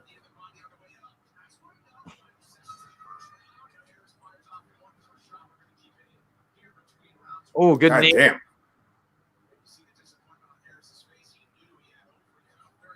Oh, another good knee on the way up to Walt. yeah, that's good. Man, so that's It's Overeem 10-9. seems like Overeem probably won that round, but He was on top of him for 3.5 minutes. 3.5 minutes, but like, yeah, get he got dropped, he got hit. It worked. He got a I don't know what the criteria would say about that, but yeah, I think I give Overeem that round. How do you not? And Yeah, also Overeem was also on brand because his face exploded at about 2 minutes in the fight. Yep, he's on brand. Face explosions. Within 2 minutes. Nice. he's got a big cut over that eye they're looking at right now. Yeah, There's no, God damn, dude. breathe, bro. At this point, might as well just like take his nose off, right? Oh, easier. got him too. Oh my God. Hit him.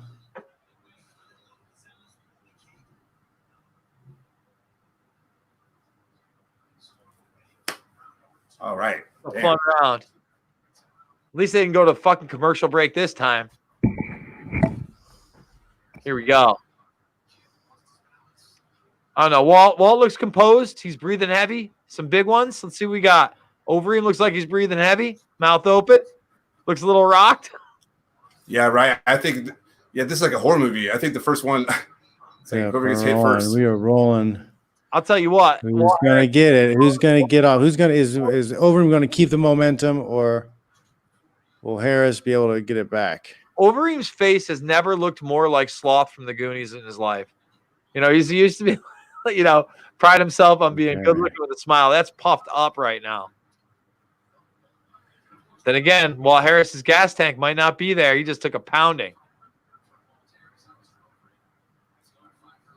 Yeah, he looks a little trying to get his bearings. Thing Looking is, though, for an opening. been counter for a while, man. He's a counter striker. What if he works for the takedown? What if he tries to hit a double? It didn't I feel like Overeem should have tried to press the pace right there and see what kind of gas tank Walt had. Press him against the case, see if he get the takedown. And yeah, now we're a minute deep, and Walt Harris looks like he got a little bit of his gas tank back.